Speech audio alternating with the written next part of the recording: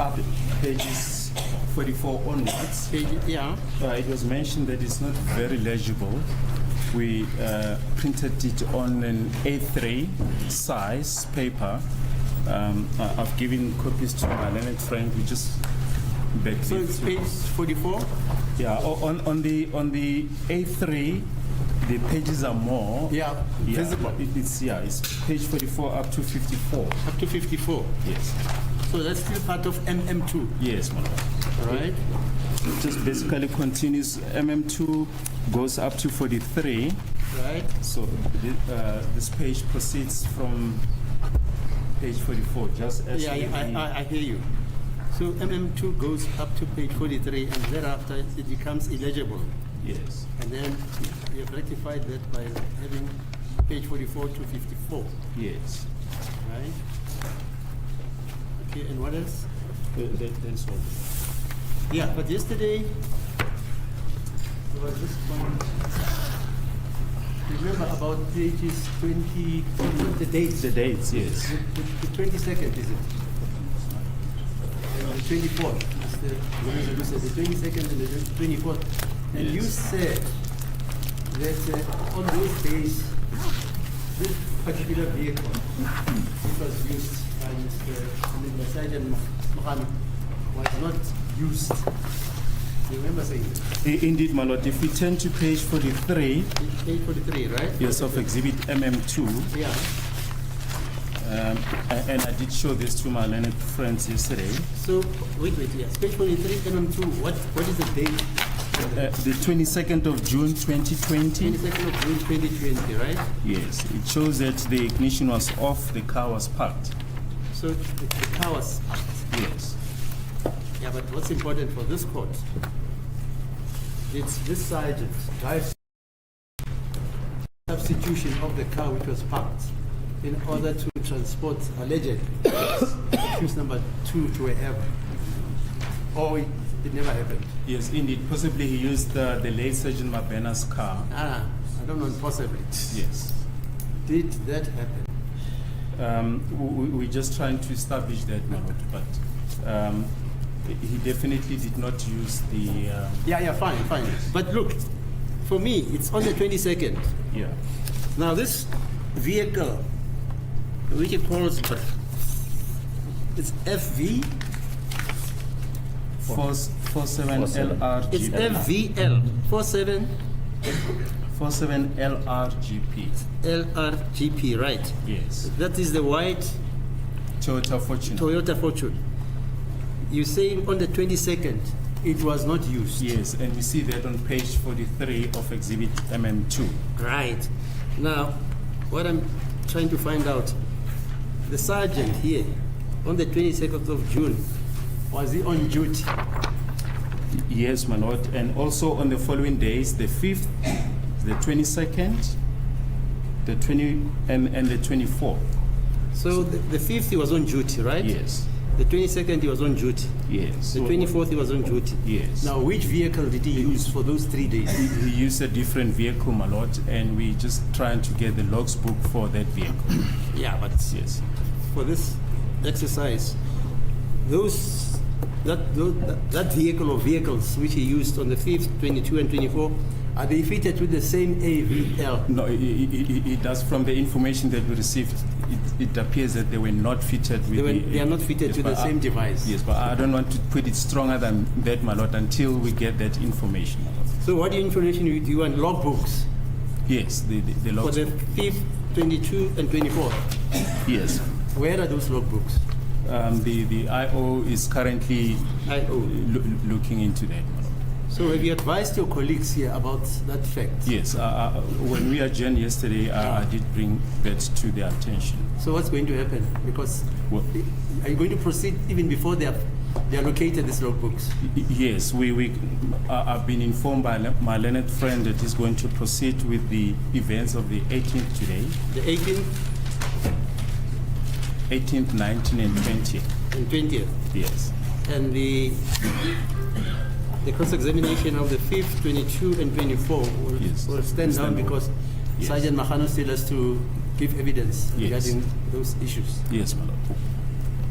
Mr. Mngomezulu, is that the arrangement? That's correct, my lord. I concur. Mr. Mnisi? Yeah, the arrangement. Mamano? I confirm the arrangements. Ms. Mshololo? I confirm, my lord. Okay, so what is happening now? The cross-examination of this witness Yes. by Mr. Mngomezulu? Indeed. Okay, fine. Yeah.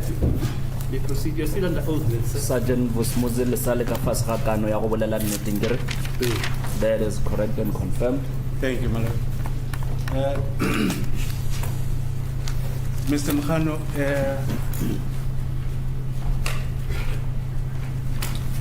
do you remember the time when I asked you, after you verified the status or the whereabouts of accused number 2 at his workplace, then Brigadier Kininda and Sergeant Mkhula left and you also decided to take the other way? Le sa gopola ge ne ba le botsisha ka gore molatofatšwa o be a le kae gape ge ne le mola mošomong le fetša go bolela gore Brigadier Kininda le Sergeant Mabena ba ile ba sepela le lena la tšea tsela yengwe. Yes, I still remember. Ngabe yakhumbula yini ngikubuza ke mayelana nenkathi niya emsebenzini niyobheka ke umsola khona la esebenza khona usuthi ke uBrigadier Kininda wahamba ke kanye naye uMkhula base wase nawe uthatha isinqumo ke sokuthi nawe awuhambe yebo ngiyakhumbula. Yes, you further confirmed that you actually took a trip to Albertine. You actually drove to Albertine. You remember that? Le ya gopola gore lena le rile lile la reila la ya Albertine. Akopola was guerrilla relay, Axapola was Magrilleri to Jebel Radram Shumaming, Axapola Logic Change. I do not recall on where did I say we went to, but I recall saying we proceeded and did other duties. Angisakhumbula ukuthi saya kuphike nendawo kodwa ake ngikhumbula ngikusho ukuthi senza eminye imisebenzi. Yes. For the purpose of furthering your investigations. Gore le tsweletse pele dinyakišišo tša lena. Correct. Ngenhloso yokuqhubeka ke nophenyo. Let's get into exhibit MM. Ba re le go botlhatse ba MM2. MM2, so MM ya bobedi. page 26. Mo go page 26.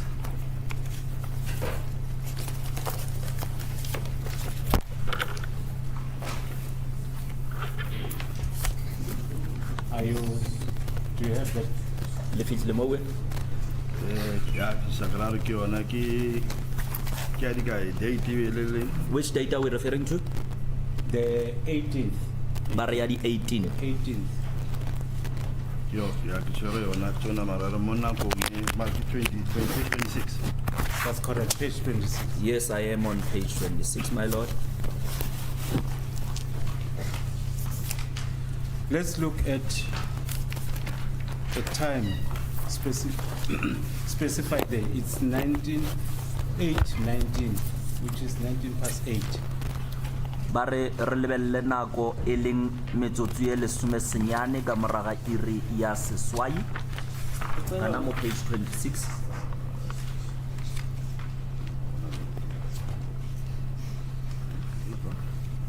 Did you say 8:19? Yeah, 19 minutes past 8. Do you see that? Yes. Yes, I can see that. Ngiyabona ke la ngikhomba khona ke ukuthi ngezwe i18 ku page 26 wakhe uMM2 sikhathi ke imizuzu o19 emva ko8. Can you please state the location? Le ka tlhalosetsa gore e be e le mo kae? Near Benfield, June Street, Pretoria North, SAPS. That is near Belfeld Street, Pretoria North, Pretoria SAPS. Phake lapha indawo ke ukuthi eduze neBenfield Istrada Pretoria North Pretoria. So is it correct that you start up the motor vehicle at that time? Ke nnete gore ka nako e welile la dumisha koloi. That is correct. Kuyiqiniso ukuthi la enhlala khona ke ukudumisa imoto. 24 minutes past 8. You started driving the motor vehicle, is that correct? metsotso e masome a mabedi le bone ka moraga iri ya seswai le ile la thoma go kgweetša. That is correct. bese kuthi ke ngemizuzu ewu-24 emuva ko-80 ke ilayini qala khona-ke ukuthi imoto ihambe. It doesn't show the speed in which you were traveling at and the kilometers. Do you agree?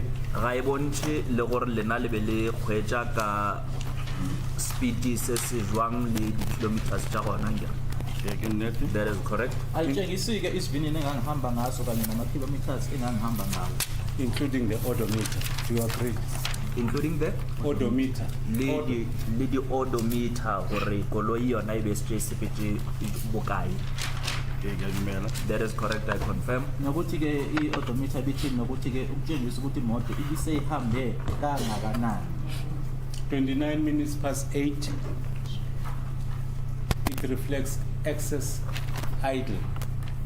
Ka metsotso e masomepedi senyane ka moraga iri ya seswai e bontšha gore koloi e be e duma. Do you agree? Le a dumela? Correct, I do agree. angibuza khona-ke iyangitshengisa ukuthi imoto ibiduma. What is the meaning of excess idle? Go ra goreng ge ba ngwetse excess idling? It means the vehicle it's stopped and it is still ignited. Lana-ke uma kubhalwe u-excess idle isho ukuthi-ke imoto imile ayihambi kodwa-ke iyaduma. All right. Before we proceed, this Toyota Fortuner, does it consume diesel or petrol? Ka pele ga gore re tswele pele Toyota Fortuner yona e berekisa eng, petrol go ba diesel?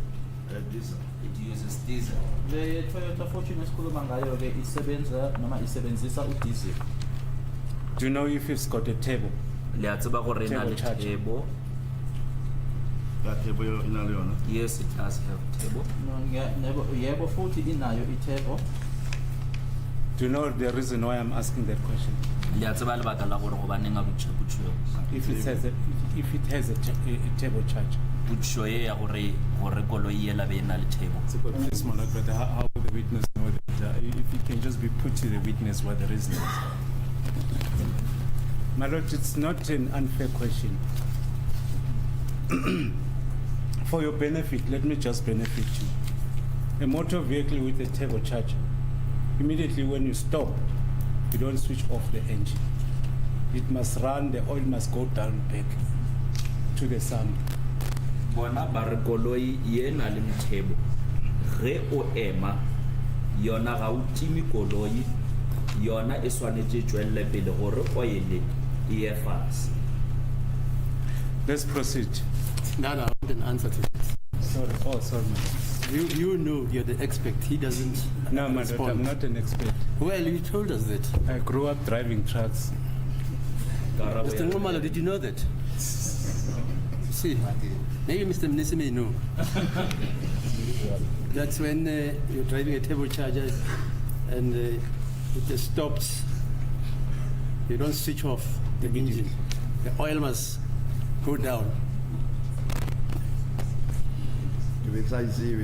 I did not know that, my lord. Ukuthi-ke uma ushayela imoto ene-turbo charge ukuthi-ke uma umile-ke ayithimi-ke iyona-ke ngoba kufanele u-oyila wehle bengingakwazi-ke lokho. Yes. Let's proceed. May I proceed, madam? Yes, yes. 8:34. Page 34. 8:34. Oh, sorry. Time. 8:34. Metsotso e masometharo nne ka moraga iri ya seswai. Do you see that? Yes, I am there. Yes. The car is driving. Koloi e a sepela moo. Yebo usho-ke lapho namabhali ukuthi ngo-8:34 imoto iyahamba. Yes, I can see that. Uyakubona lokho. Yes. It reflects the kilometer and the order 00. Do you agree? E bontsha di-kilometer le order e re 00. Yes, I confirm. Nokuthi iyatshengisa-ke ukuthi ama-kilometers u-00. And if I take you back to 8:24, where it says the car was driving and reflected kilometer 0 and order 0. That means the car was in motion. Do you agree? ba re ge re boela morago mola go metsotso e masomepedi nne ka moraga iri ya seswai e bontsha le gona di-kilometer le odo e bontsha 00 go raya gore koloi e be e sepela le moo. Basically. yes it was driving mothi ngibuyisela ngasemuva ke la kubhalwe khona ke kilometer no order ku-00 ku-824 yebo ngavuma ukuthi bekusho lokho ukuthi imoto yayihamba. But you can't explain why in it says excess idling at 8:29 immediately after you pulled off. You can't explain that. ke fela ga le kgone go tlhalosa gore go baneng As a court, please, my lord, I think it's important that as a court, please, I think it's important that the question be put in its proper context so that the witness can understand it. The car was idling for 2 seconds, my lord. I think it needs to be put to him that the car was in motion, was in motion for 2 seconds. My lord, may I just clarify this aspect? 8:24, the car was driving, and it reflected 0 on kilometers and 0 on order. That means if the motor vehicle was driving, it should have registered that it was moving. 8:29, it reflects excess idling. May I just put it this way? What do you understand by excess idling? le kwešiša eng If the motor vehicle is is driving, le kwešiša eng ka ntho ye ba e ngwetseng ya gore excess idling ge koloi e le gore ya sete Now I can never get motledi. Ge starta ke tswa ka police station ya Pretoria North. Ke sepela ganyane go na le stop sign ya I tlamela jana re koloi dia feta. Apile ke driver ganyane e ka se bontši speed ka a so sepele speed se sentši. according to me as I was driving the vehicle my lord when I leave the Pretoria police station I drive a short distance and then there is a stop sign. That's where the motor vehicle stops and it idles as I wait for other cars to pass. And then I drive as well. The vehicle is still not showing the speed as I am not in an excessive speed. Therefore, No. that's why it doesn't. I understand a bit of mechanics. When the car is in motion, that's correct. I mean the odometer says 1, 2, Yes. 3, etc. That's correct. Now, if you're moving 2 seconds, like the learned colleague says, it may not have traversed the odometer from 1 to 2. So for the ordinary guy who's not initiated, the car has not moved. Like he's saying, Yes, my lord. it has moved. It has moved. The calibration is the Yes. one that is not recorded. That's correct. That's how I understand it. That's correct. That's how I also okay. understand it. All right. That's why. engachaza ke la ukuthi njengoba ungibuza ukuthi kungani ngingabhalanga ngoba ngiphume e-police station uma ngifike police station ibanga nje encane ngihambile kwase kuba stop ke yila ebhala khona ukuthi iya idle ukuthi iyaduma ke imoto ngilindele ezinye imoto ukuthi zindlule ngiphinde futhi ngihambe uma sengihamba manje ngithi angihambi uma ngisuka nje ngisuka ngesivinini ingakho ke kunganalutho noma kusabhalwe yena ke leyo 00 khona lapha. Yes, to clarify that aspect that the court has assisted on. When you started moving, driving, it was 8:24. And when it reflected 8:34, that was 10 minutes in the process of driving. In between. Selo se seng se botlhokwa se leng gore kgoro e fetsa go se tlhaloša ke gore koloi ge e sepela le ge e ka sepela bonnyane bo bokae eupša e a tloga go noto e ye mohlomong go tee goba go nomoro ya bobedi goba ya boraro mo e leng gore e swanetše e bontšhe fela motho wa sa tsebeng yena a ka tla re koloi yeoe ga e bontšhe ka lebaka la gore e sa sepele ka lebelo le lentši. I am listening, man. Thank you. Ngilaleleke uma usho kanjalo noma ukuthi umbuzo uthi beku 824 lapho na ke isho ukuthi kuyaduma kuya-idle manje uma usuhamba ke se iyofitha ku 834 okusho ukuthi imizuzu ke leyo eyishumi ohambe ngayo. On the same day, 8:57, do you see that the car is still driving in Pretoria? Do you agree? ka lona letšatši leuwe ge re ya fase go 8:57 Yes. le a bona gore koloi e santse e kgwetša mo Pretoria. Yes, I can see that. Ngiyabona ke ukuthi ngo-8:57 imoto isahamba-ke khona ePretoria. Then, at the same time, that's when there was a speed violation at Ben Skuman up to M1 freeway halfway gardens, mid-range. Ka yona nako e ke mo e leng gore le ile la feta lebelo le swanetšeng la tsela mo e leng gore lebele le mo Ben Skuman freeway le ya go N1. That is correct. Nokuthi ke ngo-8:57 ilapho khona-ke ispeed khona eBen Skuman. You passed Sentin, you passed Johannesburg, you passed Selby Crown in M1. Le fetile Sentene la feta Gaute Johannesburg la feta gape le Selby mo M1.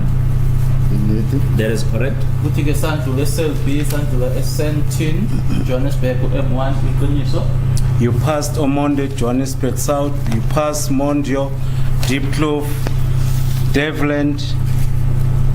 Is that so? La feta Omonde, la feta Deep Kloof, la feta Devland. Ujwalo? That is correct. Sandlula ke kwezi ndawo oyibalayo ama-Devland omonde eDeep Kloof. From page 26 to page 29, it actually deals with, I won't go that much far. It deals with the trip or the reflection of the movement to Carltonville. Ba re go tloga go page 26 go iša go page 29 ba re ba ka se tsene botebong ba yona eupša e bontšha gore lena le tlogile kae la be la yo fitlha Carltonville. 29. That is correct. Nokuthi ke ukusuka kena page 26 yofika ke kena page 29 ukuthi ke umela ngeke angeneke lapho ukuthi leyo ikhuluma ke ngendlela ke ahanjwa yofika eCarltonville. From M1, that's when you join N12, proceeding to El Dorado Estate. Go tloga go M1 lena le la tsena go N12 le ya El Dorado Estate. Which page is that? After page 29. Barakamaraga page 29 To see, all right, let's just go straight to 924, 934. 934. Yeah, 934.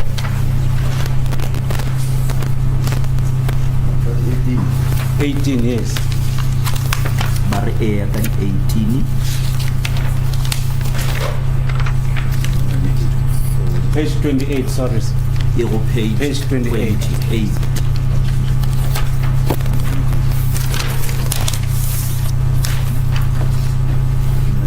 So yeah, more in 934, 21 seconds. Is it 934 and 21 seconds? Yes. Bar A ya gana mo we? Yes, good. Yes, I am there. Mulana ke ku 934 21 seconds. You've already joined N12. Kana go we still nametse N12. That is correct. N12. You passed Klipspruit Valley Road in Kleprefier Oog. La feta Klipspruit Valley Road mo Kleprefier Oog. Correct. Sandula ke Klipspruit Valley Road Klipspruit Oog. Still on N12, driving on main road in Industrial Park. You see that? Le sa le gona mo N12 le na be le sepela mo main road mo Industrial Park le ya go bona mo. Yes, I can see that. 938 Nako e be le 938. says ignition of N12 Industrial Protea Park. Do you see that? Ka 938 mo we e re le na le la tima koloi le mo N12 Protea Industrial Park. bona? Yes, I can see that. Ngiyabona-ke lapha bhalwe khona ku-938 ukuthi-ke imoto iseshiwe ku-N12 main road eProcedural Industrial Park. Do you remember why? In other words, the car stopped. Do you remember the reason why the car stopped? Le sa gopola gore jwalo ka ga koloi e ile ya ema lebaka e le Go bola botse ke eme ke checka di-tire ka gona le Sasol garage along the way before 10 of a Krugersdorp ne ke checka di-tire mo garageng eo. I remember very well, I was checking my wheels as there is a Sasol garage before the Krugersdorp 10 off. Ngisakhumbula kahle ukuthi isizathu sokuthi ngimeke noma-ke imoto icishe laphayana ukuthi-ke ngangibheka-ke amasondo ngoba-ke kwakune-Sasol garage okhona-ke laphaya ngaphambi nje kwe-10 off yase-Krugersdorp. So it took you 12 minutes, then you start up the motor vehicle and reflects with stonering. Le jere metsotso e lesomepedi ya be e le gore lena le dumisha koloi ye be le ya Western Area. Yalo ba nnete? Yes, it could be correct. Ungayiqiniswa ukuthi labo bangithatha-ke imizuzu eyishumi nambili ukuthi-ke ngiphinde imoto ngiyidumise futhi bese siyaqhubeka-ke siya e-Western Area. In 11 minutes past 10, you were driving in Carltonville. Do you agree? Ka 11 minutes past 10 le be le kgwetša le le Carltonville. Ka re bontsha AVL ye. Yes, as the AVL reflects. Itshengisa kanjalo-ke i-AVL ukuthi-ke ngemizuzu ewu-11 emva ko-10 bese sihamba siya e-Carltonville noma se-Carltonville. So 23 minutes past 10, it shows that the car was idling, excess idling. Go fitlhella metsotso e masomepedi tharo ka moraga iri ya lesome e bontšha gore koloi e be e duma kudu. Ke nnete go na le di-stop signing tše tsela ena stop signing tše re ya pele kwa. Correct, and the road has stop signs as we were driving. Yes. Kuyiqiniswa ukuthi ngo-10:23 iyatshengisa-ke ukuthi imoto-ke yayiduma noma-ke i-idle-ke umgwaqo-ke sasihamba kuwona-ke onama-stop sign. At 10:25, the ignition was off and start up. Do you see that?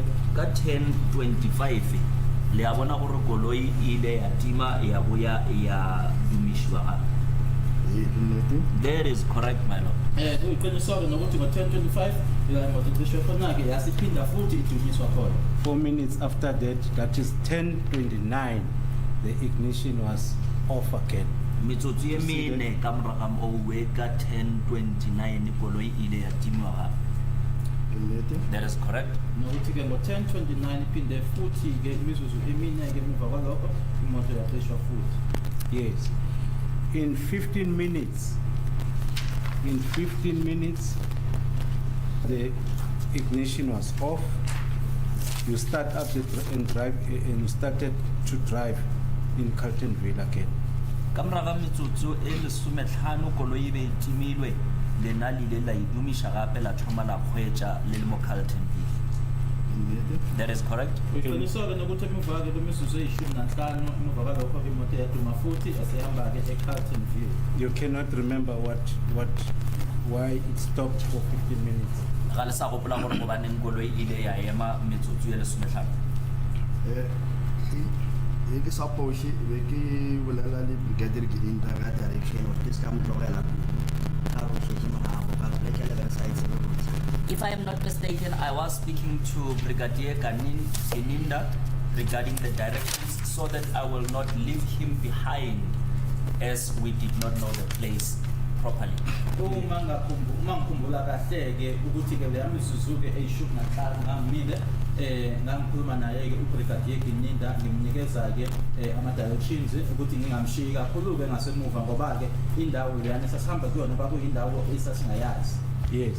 Is it the same reason when the ignition was off at 11:22? Ke lona lebaka lona le bue gape ge ne le timile koloi ka 11:22. ke nagana bjalo because a ke sa bona be re šetše re fitlhile mo gating ya ke sa tsona fitlhela go mangwa gating ya mine ke nagana gore be re timile ka lona lebaka leo. I think it could have been the same reason, as I do not recall what time did we arrive at the mine gate, and I believe we had switched it off due to that same reason, man.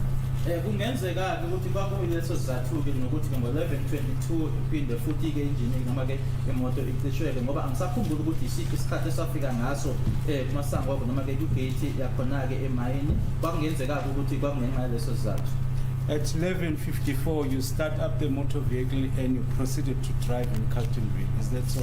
Ka 11:54 le ile la dumisha koloi la tswela pele la kgweetsa gona mola mo Carltonville. Ke nnete? It is correct as it reflects. Kuyiqiniswa ukuthi nango-11:54 ngagcina khona-ke imoto futhi nasenedriver-ke uya eCarltonville nanjengoba itshengisa. The same time reflecting at 12 o'clock, 12 midday, it reflects driving Carltonville. Ka nako e nngwe gape e a bontsha le gore ge le tshela kgomo mokokotlo ke mo e leng gore e be e sepela mo Carltonville. That is correct. Nokuthi-ke iyatshengisa ukuthi ngo-12-ke nkathi-ke isidriver-ke khona eCarltonville. A minute past 1, the ignition went off again in Carltonville. Motsotso ka moraga iri ya pele ke ge e le gore koloi e a timiwa gape gona Carltonville moo. It is correct. Nokuthi-ke umzuzu owodwa-ke emuva-ke kwehora lokuqala ila khona-ke imoto icishwa khona eCarltonville.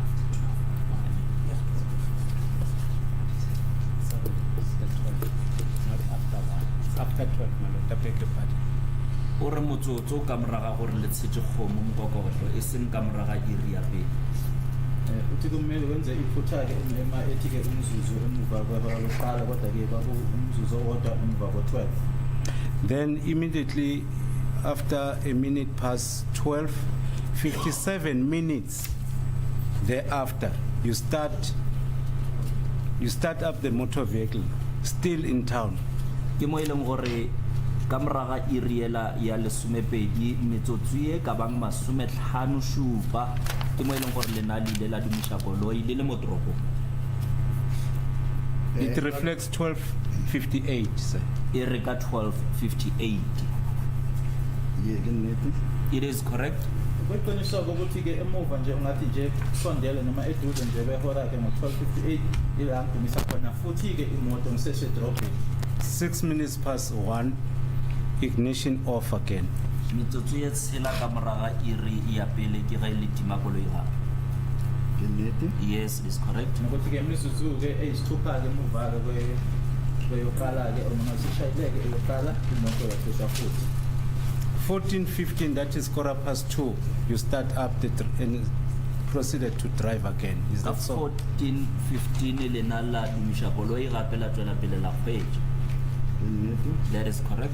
Nokuthi-ke ngo-14:15-ke ila imoto iduma khona-ke yasiqhubeka maqala ukuhamba. At 14:20, you switch off the engine again. Ka moraga metsotso e masomepedi ka moraga iri ya bobedi la itima gape koloi. That is correct. Amashumi-ke amabili emuva-ke noma-ke ishayileke lesibili ihora yaphinde-ke yacishwa futhi imoto. At 15:38, it reflects excess idling, driving still in Carltonville. Ka 15:38 ya bontsha gore e a duma gape le sa le gona Carltonville. That is correct. Kuyiqiniswa-ke ukuthi iyatshengisa-ke ukuthi ngo-15:38 iyaduma-ke noma-ke iya-idla-ke khona-ke eCarltonville. At 15, sorry, 15, what does it say? Yes, to start up. Yes.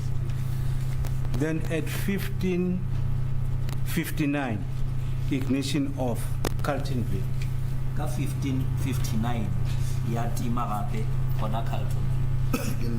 Correct. Nokuthi-ke ngomzuzu nje owodwa-ke kumbaneke elesine ihora iyacishwa futhi eCarltonville. At 17:16, to start up again, driving, going back to R501 road in Western area. Ka 17:15 ke ge e le gore koloi ya duma gape ya sepela e ya tseleng R501 mo Carlton. Western area. Just say Carltonville or Western area. Western area, sir. Barry Western area. What time was it? 16 minutes past 5. That's 17:16. It reflects Carltonville. Iyatshengisa-ke lana kumele uthe e-western area lana-ke uthina-ke ufakazi itshengisa-ke i-Carltonville ukuthi-ke ngo-17:16 ila iduma khona-ke noma idumisha khona-ke imoto okuya-ke kumgwaqo oku-R501. At 17:33, you joined M12. Is that so? Ka 17:33 irelele go tsela ya N12. That is correct. Uyiqiniseka ukuthi ngo-17:33 la sengihlangana khona-ke nayo umgwaqo owu-N12. I believe that was the time after you verified the whereabouts of accused number 2 about this on the date of the 26th of October 2014. Ba re ba tshepa ile gore ke nako e leng gore lena le be le setse le botsisitse ka bua ka mmerekong ka gore molato ba le kae ka October. It is confirmed. Uyiqiniseka ukuthi lokho kwenzeka kamuva-ke kokuthi sengiyokwenza-ke isiqinisekiso emsebenzini-ke sokuthi wayekuphi nendawo umsolo wesibili ngazo i-26 ka-October 2014. At 17:52, still driving on N12, El Dorado Park. Ya re nako ge e le 17:52 e bontsha gore lena le sa kgweetsa tseleng le Eldorado Park. Confirmed. Iyabonisa-ke ngesikhathi esichaziweke ukuthi-ke nisendleleni-ke ese-Eldorado Park. Then you passed Devland. La feta Devland. That is correct. Nokuthi-ke ngadlula eDevland kuyiqiniso. At 17:56, still driving on N12, you were No. driving towards Eraten. Nako ge e re 17:56 ke ge e le gore lena le bentse le kgweetsa mo go N12 le reila le ya Araten. That is correct. Nokuthi-ke ngayo imizuzu-ke imizuzu emine-ke bumbane-ke elesithupha ihora sekuyena-ke u-N12 siya noma ngiya-ke ngase-Eratin. You then passed Ridgeway, La feta Ridgeway. Winchester Hills in Johannesburg South. Is La that so? feta le Winchester Hills mo Johannesburg South. That is correct. Nokuthi-ke sadlule Ridgeway eWinchester Hills, Johannesburg South. At 3 minutes past 6, that is 18:03, you were still on N12 in Glen Eagles, Ogden. Ka metsotso ye meraro ka moraga iri ya botshela le be le santse le mo N12 mo Glen Eagles mo Ogden. That is correct. Nokuthi-ke imizuzu-ke ewu-3 emuva kwakhe-ke u-6 sekuyena u-N12 eGlen Eagles, Ogden kuyiqiniso. Can you assist me please with the time after 18:03 because I didn't get the correct minutes there. Ba re ba kgopela le ba thushe ka nako ka moraga 18:03. 18:03. 18:03, 31 seconds, why fast? Are you referring from 18:03 and No, 31 seconds? the next time after 18:03. Ba re ye ka fase ga mongwe. 18:05, 15 seconds. It's 18:05 and 15 seconds. Esilandelayo-ke isikhathi imizuzu emihlanu-ke emva ko-6-ke It's 15 seconds. nama-seconds awu-15. All right. At that time, the ignition went off at Glen Eagles. Ka nako e e bontsha gore e ile ya timiwa le mo Glen Eagles. That is correct. Uyiqiniso ukuthi ikhombisa noma itshengisa-ke ukuthi-ke imoto iyacishwa-ke khona eGlen Eagles. On 18:24, you start up driving again. Ka 18:24 la thoma la kgweetsa gape. It is correct. Uyiqiniso-ke ukuthi ngo-1824 edumisa futhi-ke imoto. Oh, at 18:26, you passed Komaro. Is it Komaro Road, Ogden?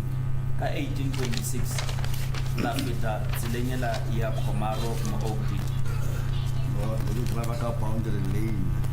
Johannesburg, boundary lane. At 18:26 and 30 seconds, I was driving on Boundary Lane in Auckland, Johannesburg South. So 1826 boundary lane Johannesburg South. All right. 1837, you start up the motor vehicle. Ka 1837, la dumisha koloi ga. That is correct. Yeah, to mafuthi ke no 1837 moto. 1842, GPS unlocked. And I just want to clear up as to what is the meaning of GPS unlocked. Ka 1842, yangwala gore GPS unlocked. Ba re ba nyaka go tseba gore e bolela gore eng ga e re GPS unlocked. I do not know the explanation of GPS unlocked. Ukuthi chaza ukuthini ke lokho bhale lana ukuthi ke i-GPS unlocked angikwazi ke lokho. Neither can it assist you to inform you as to what was happening. What were you doing at 1842? Gape ga e kgone le go le thusa gore lena le go bolle go ba le tsebe gore le be le dirang ka 1842. That is correct. Nokuthi ke ayisizi ke ukuthi itsheleke noma ingaziseke ukuthi ngaleso sikhathi leso 1842 ngangenza. At 1845, you proceeded to drive in Johannesburg South, in N12, then you pass Basonia. Ka 1845 e bontsha gore lena le ile la tswella pele le ntse le reila mo Johannesburg South le feta Basonia. That is correct. Kuyiqiniso ke iyatshengisa ukuthi ngayo 1845 sidlula khona ke u-N12 Johannesburg South eBasonia. 1846, still on N12 freeway, Albertine. Ka 1846 le sa le hona mmileng wa N12 bona besitshelele Albertine. That is correct. Kuyiqiniso ukuthi ngo-1846 sekena ke u-N12 eAlbertine. 1847, still driving in South Crest in Albertine. Ka 1847 le sa khwetsa gona mo 18 West South Crest mo Albertine. Sorry, it's 1848. Ba re ka 1848. 48. It is correct. Kuyiqiniso ukuthi ngo-1848 sihamba khona ke na-ke u-N12 eSouth Crest Albertine. 1849, you're driving near N3 freeway, Elands Haven, Germiston. Ka 1849 le sa reila mo N3 freeway Elands Havens mo Germiston. That is correct. Ukuthi ke ngo-1849 sihamba ke Elands Haven eJemison. You were still driving from 1849 up to 1850. Go tlogella ka 1849 go ya go 1850 le ntse le khwetsa gona tseleng eo. It is correct. Nokuthi kuyiqiniso ukuthi ngayo 1849 kuyofika ke 1850 sahamba ngawo umgwaqo lowo. 1851, you join Grey Avenue, Albemarle, Germiston. Ka 1851 ke mo e leng gore lena le ile la namela tsela ye bitswang Grey Avenue, Albemarle, Germiston. As it reflects, Nanjengoba ke itshengisale ukuthi ngayo 1851 sakuhlangana nomgwaqo ekuyi-Grey Avenue, Albemarle, Germiston. Yes. Soon thereafter, I'll ask you to pay much attention on what I'm going to ask you on. ba re ka moraga mowe ba kgopela gore le ele tlhoko dilo tse ba tlo le shang tsona.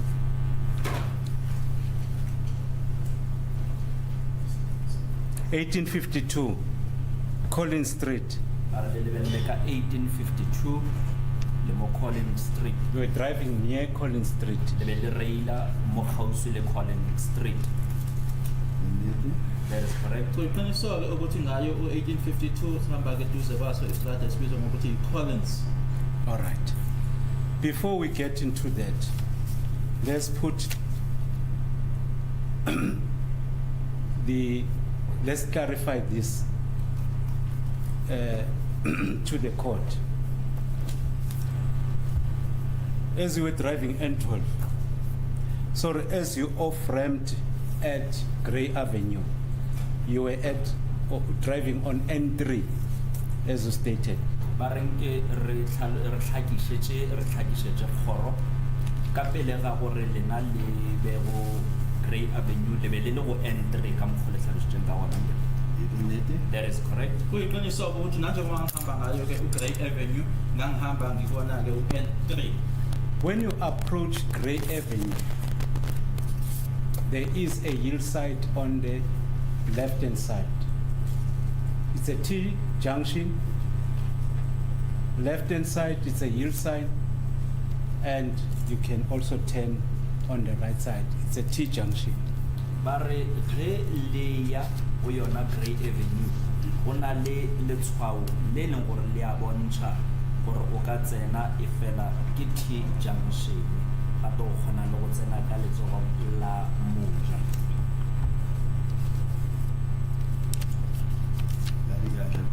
Yes, I understand. Ngakuzwa ke uthi ku-T junction ke mawufika lapho ke nokuthi ke kuneleli side ke ku-left nokuthi ke ngakwesokudla ke ila ungakwazi ukuthi ungajika ungangena khona kuloyo T junction leyo.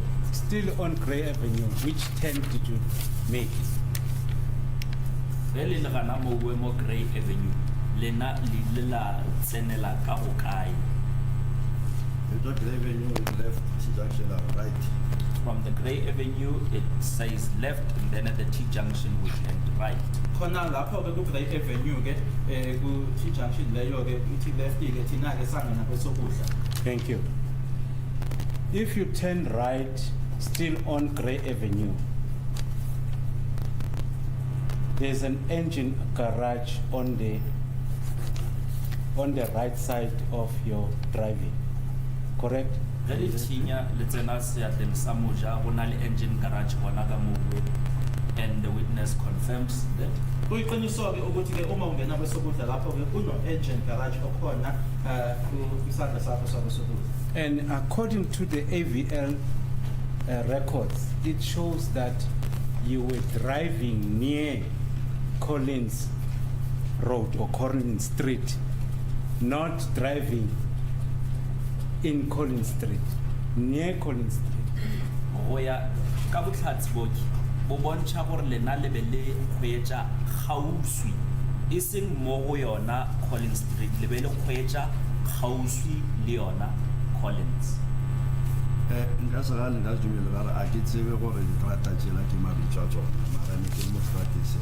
I will not confirm, neither will I dispute it, because I do not know the names of the streets in that area, my lord. Uma uthi ke ngokwalo mbiko ke we-AVL ithi ngangihambe eduze kwayo ku-Collins Street ngangahambi kuyona, angeke ngikuvume, angeke ngiphikiseke lokho ngoba lezi ay'datha zalaphayana angizazi. And I'm not also guessing the streets. They reflect on that AVL. Le bona ba re ga se gore ba no naganela gore mebila e nngwe be le efeng, šiwe e a tswelela go AVL. That is correct. Qiniseke ukuthi uma uthi ke awuyiqageli ley'trata lezi ibhaliwe ke khona la kulo mbiko noma ku-AVL. As you are driving on Grey Avenue, you cannot turn to Collins Street because there's no, in order for you to join Collins Street, you must use the other street around. Ba re ge ntse le kgweetša mo Grey Avenue ga go kgonagale gore le ka thinya le tsene go Collins. Ge le nyaka go tsena go Collins e tla nyaka gore le berekiše mmila o mongwe. A ke tsebe nka fetola bjang ka re tsela ke letsong Collins or lo mongwe kwa kae a ke tsebe. I do not know how to respond to that question as I do not know the names of the streets around that area. Ukuthi ngizophendula kanjani ke leyo mbuzo uthi uma useGrey angeke ungeneke ngeCollins kufanele uyosebenzisa esinye ke istrata, ukuthi ngizophendula kanjani leyo mbuzo angazi ngoba angizazi itrata leziya. With the leave of the court, my lord, I'm familiar with that place. I will actually, when I'm asking questions relating to the knowledge of the place reflecting on the AVL, what I'll put to the witness, maybe he may contest it, but that will come from the knowledge I have of that particular area. If there's the court so permit me to. Yes, Mr. Baloyi.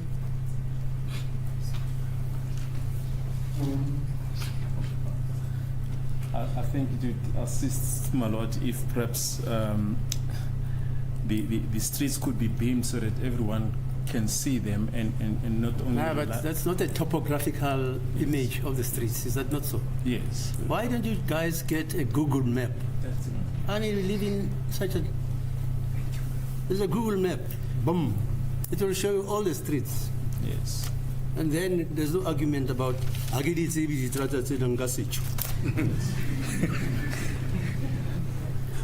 Oro ere o baneng ba sa fumane mme o batla ba kgone gore ba bontshe gore mmila o re bolelang ka ona sho gore kgoro e se ka tla ya fumana dikarabo tse e leng gore lentse le difa tja gore ga ke le tsebe ditsela tse. And Mr. Mngomezulu, you know the law. Yes, my lord. Like, unless this court says it knows the area and it can take judicial notice, you can say that. I can't say that. That's it, That's yeah. the reason why I had asked for the leave. Right. So what are we going to do? Are we going to get a Google map or what are we going to do? Send down the method, then we get the Google map. To this particular street, it records that street. Is that not so? So if it was on Collins Street, I hear you saying you have to join Collins on another way. But if it ever traveled on Collins Street, should it record? It records that, as far as I can see. Yes. Okay, fine. Okay, let's continue then. Let's, Mr. Mogane.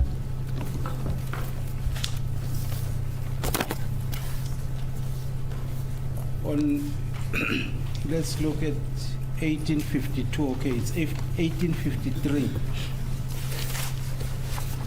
1853. 1853. It reflects Mali Street, Fairwood Park, Albertine.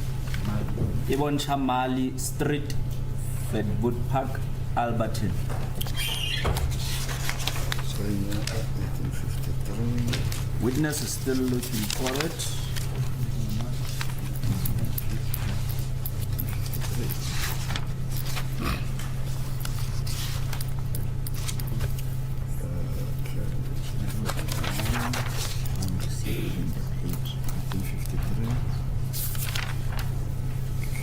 Mission off, yes.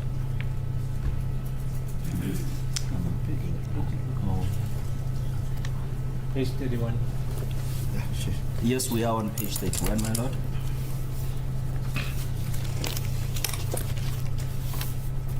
So, from 1853, when you were at Mali Street, Fairwood Park in Albertine, so you start up the motor vehicle.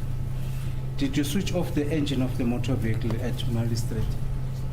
Ge benje le gona mola mo Mali Street go tlogelleng nako ela ya 1853 lile la tima koloina ge benje le mo Mali Street. Yes, I did switch it off. Lana ke ngo 1853 itshengisa ukuthi ke use Mali Street eFairwood Park eAlbertine yabonisa ukuthi imoto iyadonyisa ke ingaba ngalo ya 1853 la ya Mali Street imoto wayicisha yini? Yebo, ngayicisha imoto. All right. Between 1853 and 1915, you start up the motor vehicle again at Mali Street. Magareng ga 1853 le 1915 gona mola Mali Street le timile koloi la be la idumisha gape. That is correct. Kuyiqiniso ukuthi phakathi kwakhe u1853 naye u1915 imoto yaduma edumiswa futhi ke khona eMali Street emuva kokuthi yayiseyicishiwe khona eMali Street. In between these two times, 1853 and 1952, it gives me 22 minutes. Bona ba re ge ba lebella nako e o go tlogelle 1853 go ya go 1915 e ba ne ya metsotso e masome a babedi pedi. That is correct. Kuyiqiniso-ke ukuthi-ke ukusuka kuyena-ke u-1853 kuyoshaya-ke u-1915 ukuthi lokho kukunikeza-ke imizuzu ewu-22. All right. From 1915 to 1920, after you have started the motor vehicle, then you drove to Collins Street. O tlogella ka 1915 le ile la tswela pele la hwetša go fitlhelele 1920 le ya mo Collins Street. That's how it reflects. Sitshengisa kanjalo-ke nalana-ke ukuthi ngaye u-1915 u-1920-ke sahamba-ke kuyona i-Collins Street. According to your observation, between Mali and Collins, are these two streets parallel to each other? Go ya ka pono ya lena mebila ye e lebane na Mali le Collins.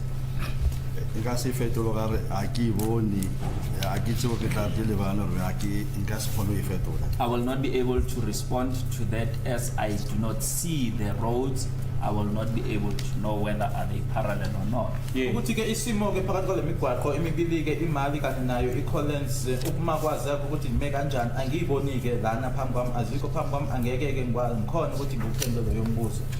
Then when we further look at 1925, the car was idling. Ge re tswela pele re ya fase re bona gore ka 1925 koloi e bentse e duma at Mali Street. Mo mmileng ola wa Mali. To see that, to dispute it. Yes. Yes, I can see it. Do you agree or disagree? Le a dumela go ba ga le dumela. Ke dumela re be idler. I agree that it was idling. Remember, sorry. Ngiyavuma-ke ngiyabona ukuthi-ke imoto lena-ke yayi-idler-ke. And furthermore, at 1930, the motor vehicle is still idling. Ka 1930 e bontsha gore koloi e sa duma. Nnete. That is correct. Kuyiqiniso-ke nokuthi yatshengisaka ukuthi ngaye u-1930 imoto yayisaduma-ke. All right. The version of accused number 2 is that the first time he was assaulted, he was next to a garage, an engine garage. Molatofatwa wa But he bobedi. wasn't precisely sure about the name of the garage, but he could see the garage from where he was assaulted. Molatofatwa wa bobedi o re yena la mathomo ge ne a bethwa o be a le kgauswi le garage le ge e le gore ga a sa gopola leina la gona eupia o be a kgona go bona garage. Theleditše. I am listening. Umsolo wesibili-ke uthi la aqala khona ukushaywa kwakuseduze-ke negaraji akalikhumbuli-ke igama layo kodwa wabona-ke ukuthi kwakunegaraji la ashaywa khona umfakazi uthi ngilalele. And it is his version that it was an open area because he was not assaulted inside the garage. It was opposite an open area. Gape yena o re tulo ye o be le tulo ye bulegileng gauswi le yona garage ye we a se a bethelwe mo gare mo garage-eng mola mo go tshelwang gona eupia o re gauswi le garage. Theleditše. I am listening. Ngilalele-ke uma uthi-ke la ashayelwa khona-ke wayengashayelwa khona-ke egaraji leyo kodwa-ke indawo nje evulekile eseduze nayo igaraji leyo. And where he was assaulted, at the place which is opposite the garage, they are separated by that Grey Avenue. O re gape mo a bethilweng gona tulo yeo e mo gauswi le garage yeo e fapantšhitšwe ke yona tsela ela ya grey. Sa theleditše. I am still listening. Ngisalalele-ke uma uthi-ke la ashayelwa khona-ke kuleyo ndawo-ke evulekile ihlukaniswa-ke yona-ke umgwaqo leyo lowo oyi-Grey Avenue. My Lord, if I may be given time at least to calculate the minutes in which, according to the version of the accused, reflecting from the time in which they stood, I would add 22 minutes. 27, 32, approximately 37 minutes. Ore e ka tswa e tšere metsotso ye masometharo-šupa. Theleditše. I am listening. Uma uthi ke lonke konke ke lokho noma kwathatha ke imizuzu ke ewu-37 ngisalalele. And according to his version, that's when he said, when you parked at that place with Sergeant Mabena, that's when Jonathan joined you. After Jonathan, it was Mapumulo in company of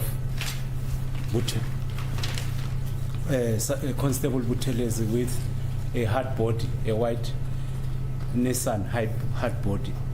Ore ka nako ewe lena le be le na le Mabena ke mo e leng gore Jonathan o ile a fihla a sepela le Maphumulo le Buthelezi a le ka gare ga koloi ya hard body. Theleditše. I am listening. Uthi ke uma engitshela ke noma engichazela ke umsolo wesibili ukuthi ila khona ke wasefika uJonathan emuva kwalokho ke bafika yena ke uMaphumulo kanye naye ke uButhelezi ehamba ngemoto ke eyi hard body From 1930 up to 1935, that's when there was a movement. Here it reflects that the vehicle had an excess idle, but near Fraser Street, Albemarle, Germiston. Ba re ge go tlogella ka 1930 go isha mola go 1935 ke mo e leng gore koloi ile ya sepela eupia mo e bontšha gore ke excess idling mo mmileng ola wa Fraser mo Alberton. Ke nnete. That is correct. Just a moment.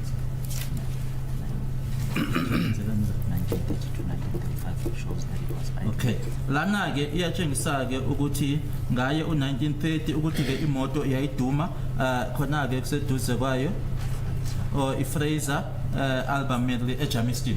So you would agree with me that the car was moved from Mali Fairwood Park in Alberton to Fraser Street in Albemarle, Germiston. Le tlo dumellana le yena ge gore ke nnete gore koloi e tlošitšwe mo mmileng ola wa Mali mo Fairwood Park Alberton e išwa go mmila ola wa Fraser mo Albemarle, Germiston.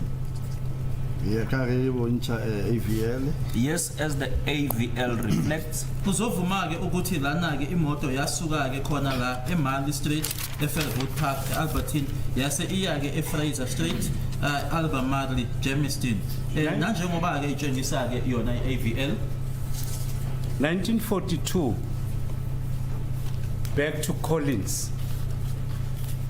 Ka Ignition off near Collins Street, Fairwood Park, Alberton. Ka 1942 nako ke mo e leng gore le ile la boela mmileng ola wa Collins Fairwood Park Alberton ke ge koloi e timiwa. Nnete. That is correct. kuyiqiniswa ke ukuthi kubhaliwe la ngo1942 imoto yacishwa ke yase buyela khona ke eCollins Street eFairwood Park Alberton. Okay. 17 minutes past 8, you start up the motor vehicle at Collins Fairwood Park. Metsotso Alberton. ye lesome šupa ka moraga iri ya seswai ke mo e leng gore mola mmileng wa Collins Fairwood Park Alberton lena le la dumisha koloi gape. Nnete. That is correct. 2017 imoto iyadunyiswa futhi ke khona ke eCollins Street Fairwood Park Alberton kuyiqiniswa. Nnete. I confirm. At 22 minutes past 8, the car was driving from Marley Street, and there was an excess idle, but the car was driving at Marley Street. Ka metsotso e masomepedipedi ka moraga iri ya seswai thapama koloi e be e kgweetša mola mo Mali Street go be go ile gwa ba le gore e be le excess idle. That is correct. Kuyiqiniswa ukuthi ngayo u2022 ukuthi imoto yayihamba ke eMali khona ke nalapha kubhalwe khona ke excess idle okusho ukuthi yayiduma ke khona ke eMali. Yebo ufakazi uyaqinisekisa lokho? So further in at 2023, the motor vehicle's ignition at Mali Street was off. Motsotso ka moraga mowe mo be nako e le metsotso e 23 ka moraga iri ya seswai thapama mola Mali Street koloi ile ya timiwa. That is correct. Kuyiqiniswa kubhalwe ke lana ukuthi ngo2023 yase icishwa ke imoto khona ke eMali Street Fairwood Park Albertine. At 8:25, which is 2025, at Mali Street, the car was start up again. Ka metsotso e 25 moraga iri ya seswai gona mmile mola wa Mali koloi ile ya dimishwa gape. That is correct. Kuyiqiniswa ke ukuthi ngayo u2025 imoto yase idunyiswa futhi ke khona eMali Street Fairwood Park Albertine. At 8:30, driving the said motor vehicle at Mali Street Fairwood Park Albertine, it reflects excess idle at Mali Street. Do you agree? Metsotso e 30 ka moraga iri ya seswai ke ge ile gore koloi yewe ya kgweetswa gona mola Mali Street e bontšha excess idle gona mola mmileng wa Mali Street. That is correct. Kuyiqiniswa ukuthi ngayo u2030 imoto ke iyahamba khona eMali Street Fairwood Park Albertine iphinde itshengise futhi ke imoto ukuthi iyaduma u-excess idle khona eMali Street Fairwood Park Albertine. From 8:30 at Mali Street Fairwood Park Albertine up to 9:30, the car was still there idling excessively at Mali Street Fairwood Park Albertine. Go tlogella metsotso e 30 ka moraga iri ya seswai koloi e bentse le gona mola Mali Street e dira ntho e leng gore ngwetswe excess idle go fitlheleng metsotso e 30 ka moraga iri ya senyane gona mo Mali Street. That is correct. Yebo kuyiqiniso kubhalwe ke lana ukuthi kusuka ngayo u8:30 khona ke eMali Street kwaze kwayoshaya ke u9:30 sikhuluma ke ngeenkathi zasebusuku ukuthi ke imoto iyayisaduma ke ikhona lapho eMali Street. At 10:10 at Mali Street Fairwood Park, the car was still there. Metsotso ya lesome ka pele ga iri ya lesome bošego koloi e be santse le gona mowe Mali Street. That is correct. Ngayo ke imizuzu eyishumi ngaphambi kwayo ke ngaphambi kwalo ihora leshumi ke entambama imoto yayisekhona lapho eMali Street. Yebo kunjalo until 10:05 go fitlhelela metsotso e 5 ka moraga iri ya lesome. That is correct. kwaze kwashaya ke u5:10 kuyiqiniso. At 10:10, access idle Fraser Street, Albemarle, Jamestown. Metsotso ya lesome ka moraga iri ya lesome ke mo e leng gore koloi e be setse e le mo mmileng ela wa Fraser mo Albemarle, Jamestown. That is correct. Nokuthi ke ngayo u10:10 ebusuku ke imoto ke isaduma ke noma isa idle ke eFraser Street, Albemarle, Jamestown. Will you then confirm that there was a movement of that motor vehicle from Mali Street to Albemarle, to Fraser Street, Albemarle, in Jamestown? Le dumelana le ena na gore go ile koloi we ile ya shuthishiwa go tloga mo mmileng ola wa Mali go ya mo Fraser. That is correct. Uyiqiniso ngizovuma ke ukuthi imoto yase ihamba ke ukusuka ke eMali Street khona ke eFairwood Park Albertine yaya kwistrata iFraser. At 10, access idle back to Mali Street, Fairwood Park, Albertine. metsotso ye lesometlhano ka moraga iri ya lesome ke mo e leng gore ile ya boela ka kwa ga Mali Street. That is correct. nokuthi ke ngaye ke u10 imoto ke iyaduma ke ukuthi ke ibuyela khona ke eMali Street Fairwood Park Albertine. 18 minutes past 10, ignition off at Fairwood Park. Metsotso ye lesome seswai ka moraga iri ya lesome koloi ya timiwa gona mo Mali Street Fairwood Park Albertine. That is correct. Qinisoke nokuthi ke ngayo ke u22:18 umizuzu ke u18 ngamuva ke ko10 ebusuku yase icishwa ke imoto eMali Street Fairwood Park Albertine. At 22:52, the car was start up again at Mali Street, Fairwood Park, Albertine. Metsotso ye seswai ka pele ga iri ya lesometere bošigo ke ge e le gore koloi ya dumišiwa gape gona mo Mali Street. That is correct. Kuyiqiniso ukuthi ngaye ke ku22:52 imoto yaduma futhi ke noma yadunyiswa futhi ke eMali Street Fairwood Park Albertine. At 22:58, 2 minutes to 11, the car was driving at Mali Street and it reflects an excess idle and later ignition off. Metsotso ye mebedi ka pele ga iri ya lesometere e bontšha gore koloi e be e kgweetša gona mola Mali Street ya bontšha gape le excess idling ga e fetša ya timiwa. Maybe for the sake of the record, Council keeps on saying at this particular street, at Mali Street. Council keeps on saying the car was at a particular point, but the information is near that particular street, not at that particular street. Beg your pardon, my lord. I'll put it as it reflects. I just missed the word near Mali Street. Bare nakwe ka moka gentse go bolelwa ka mmila ola wa Mali bare e kgauswi le mmila ola wa Mali ka mokgwa e tswelelang ka go.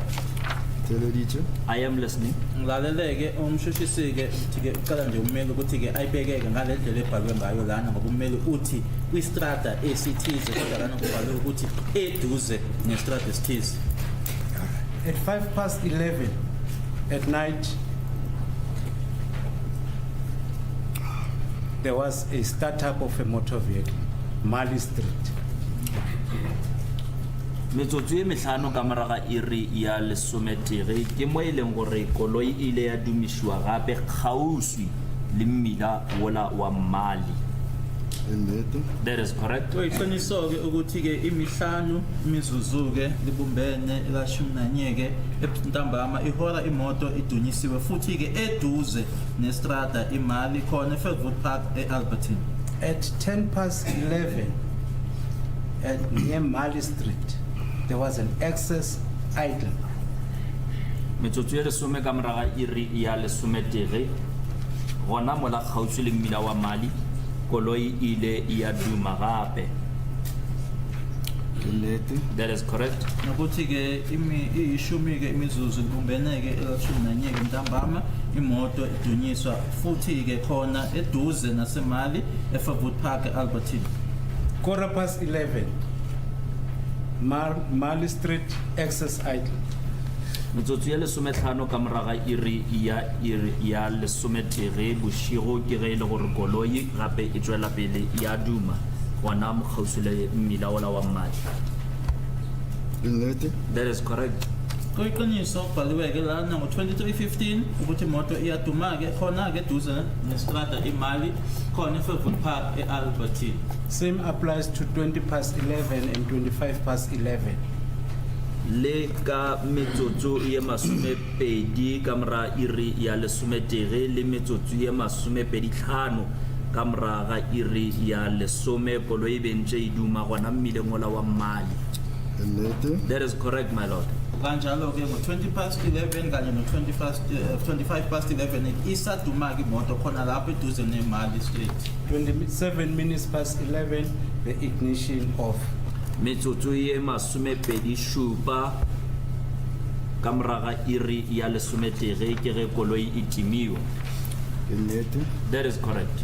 nokuthi-ke ngayo-ke imizuzu ewu-27 emuva-ke ko-11 imoto-ke iyacishwa 14 minutes past 12 midnight, start up the motor vehicle. metsotso ye Mali Street. ye lesome nne ka mora bošigo gare ke ge e le gore gona mo mmileng ola wa mmali koloi ya dumišwa gape. Ke nnete. That is correct. imizuzu ewu-14-ke ntembene-ke eleshumi ihora imoto iyadunyiswa futhi eduze naso istrada imali eFerwood Park At 19 minutes past 12 midnight, excess idle near Mali Street. metsotso ye lesome senyane ka moraga bošigo gare ke ge e le gore koloi ya duma gape gona kgauswi le mmila ola wa mmali mo Fairview Park ka di 19 ja June 2020. 19 June. I said, oh, sorry. Hey. Sorry.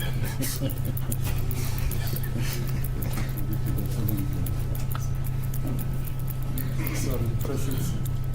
le a dumela go ba ga le dumele. Ke a dumela šetše letšatši le lengwe. Yes, I can confirm as it was now on the next day, my lord.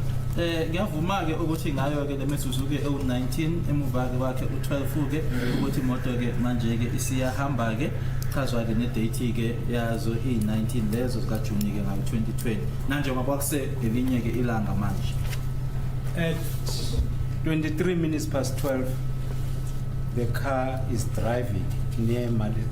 Is it driving? It reflects driving Mali Street. Near Mali Street. metsotso ye masomepedi tharo ka moraga bošigo gare koloi e bontšha e le gore ya hwetša gona kgauswi le Mali Street, Fairview Park, Albert. Ke nnete. That is correct. nokuthi-ke ngayo-ke u-23 imizuzu ewu-23 emuva kwakhe-ke u-12 imoto isiyahamba-ke khona eduze nasemali street I wish you to please to note this one before I proceed. ba re ba kgopela gore lena le ele tlhoko ye ka pele ga gore ba tswele pele. At all these times, Mali, Collins Street, Fraser Street, movement from Alba Mali, Jimiston to Fairwood Park, Albertine. At all these times that have placed before this honorable court's record, where is the escort? ba re ka dinako tše ka moka tše ntše ba di bolela magareng ga mmila ola wa Mali, Collins le Fraser le mola Fairview Park le Albemarle, Jamestown. Batho ba le ba be bentše ba le thuša ba le lateletše bona ba be ba le kae. Ba ntše ba le gona. They were present. kumele ufisa ukwazi-ke ukuthi ngazo zonke le y'nkathi ayifundile ayichazile lana le ndawo ezahlukile-ke abo-Mali, abo-Fraser, abo-Collins zonke nje le ndawo ey'fundiwe lana ukuthi laba ababeniphelezela-ke phecelezi-ke e-escort babe kuphi bona-ke pendule ukuthi babe khona. If those you said they were present, do you mean Jonathan, Buthelezi, Maphumulo, the late Mabena, and yourself, including accused number 2? Le ra gore le bolela ka Jonathan o be a le gona, Buthelezi o be a le gona, Maphumulo o be a le gona le mohu a moya wa go tswele pele go robala ka khutso Mabena le yena o be a le gona le molatofatšwa a ntše a le gona. Nnete. That is correct, I confirm, my lord. Mangisho-ke ukuthi babe khona-ke ngisho-ke yena-ke uJonathan uMabena ongase usewashona-ke uButhelezi uMaphumulo mina-ke kanye futhi naye-ke umsolwa. And at that time, I'm sorry, my lord, as the court pleases. It appears that counsel and the witness might be at purposes, my lord, at cross purposes, because the counsel is talking about the time when they were coming from Carltonville, going back to Pretoria, and it appears that the witness now thinks that is referring to the trip to Morocco. If counsel can just clarify that to avoid misunderstanding. Yes, Mr. Mngomezulu. my lord, I've made it clear that at the time when they were at Mali Street, Collins Street, and Fraser Street, I did not mention anything about Morocco. I didn't speak about Pretoria. I was referring at all these times that are recorded according to this AVL. The witness has confirmed that they were escorted by the persons that he has confirmed on that night. Sir, what's your answer? Karabo ya lena e reng re ba re nakwela lebentlele le mo Mali le Collins lentse le koloi e duma nakwe ka moka ba bentse ba le gona bo Jonathan bo Buthelezi le ba bangwe ga senke ba bolele ka Moroka ga senke ba bolele ka Pretoria ba bolela ka nakwela le bentlele le mo Gauteng le Mbilaola wa Mali. Ba tle ba re go itsa gona mo tšatšile. They came and found us there. Ba tswa le rena go tloga Carltonville ba seo. They did not come with us from Carltonville as they were not there in Carltonville. Laba ke ekhulunywa ngabo ke laba ebabuyibona ke ababesiphelezela ke phecelezeke ababeseskhotha ke ukuthi bona ke basithola kuzona le ndawo lezi ezishiwo ezichaziwe ke lana umeli aboma Fraser aboma Mali aboma Collins khona lapho abezanga nathi ke noma abahambanga nathi ukusuka eCarltonville babengekho bona eCarltonville. Thank you. That is consistent with the version of accused number 2 when he said, upon your arrival at a place next to a particular filling station, Jonathan arrived later on, joined by Mapumulo and Buthelezi. That is consistent with the testimony that you just confirmed in court. Is that so, sir? Barisel sibulelang sia tshwana le se sibulelwang ke molatefatwa gore yena re ne le mothulong yela ke mo ile gore Jonathan Buthelezi le Makholobo ba ile ba fihla ba re dia tshwana le tse di boletsweng ke yena ke nnete na. That is correct. Lokho kushoyo ke uyahambisana ke nalokho okushiwo yena umsolo wesibili ukuthi yebo ke ila khona ke uJonathan Buthelezi noma Phumulo bafika khona ke uthi yebo uqiniso lokho. And that is further confirming the version of accused number 2 is that there was a garage, there was a petrol station or a filling station. That is consistent with the version of accused number 2. Do you agree? Barantwe mo gape le gore isibishana le dilo tse le gore molatofatso a bobedi o ba boditse tsona ke gore bogobe mo Gauteng gana mo we go be go na le petrol station le yona garage le a dumela. La ne engine garage be re le mo go yona. That is correct. There is a engine garage where we were.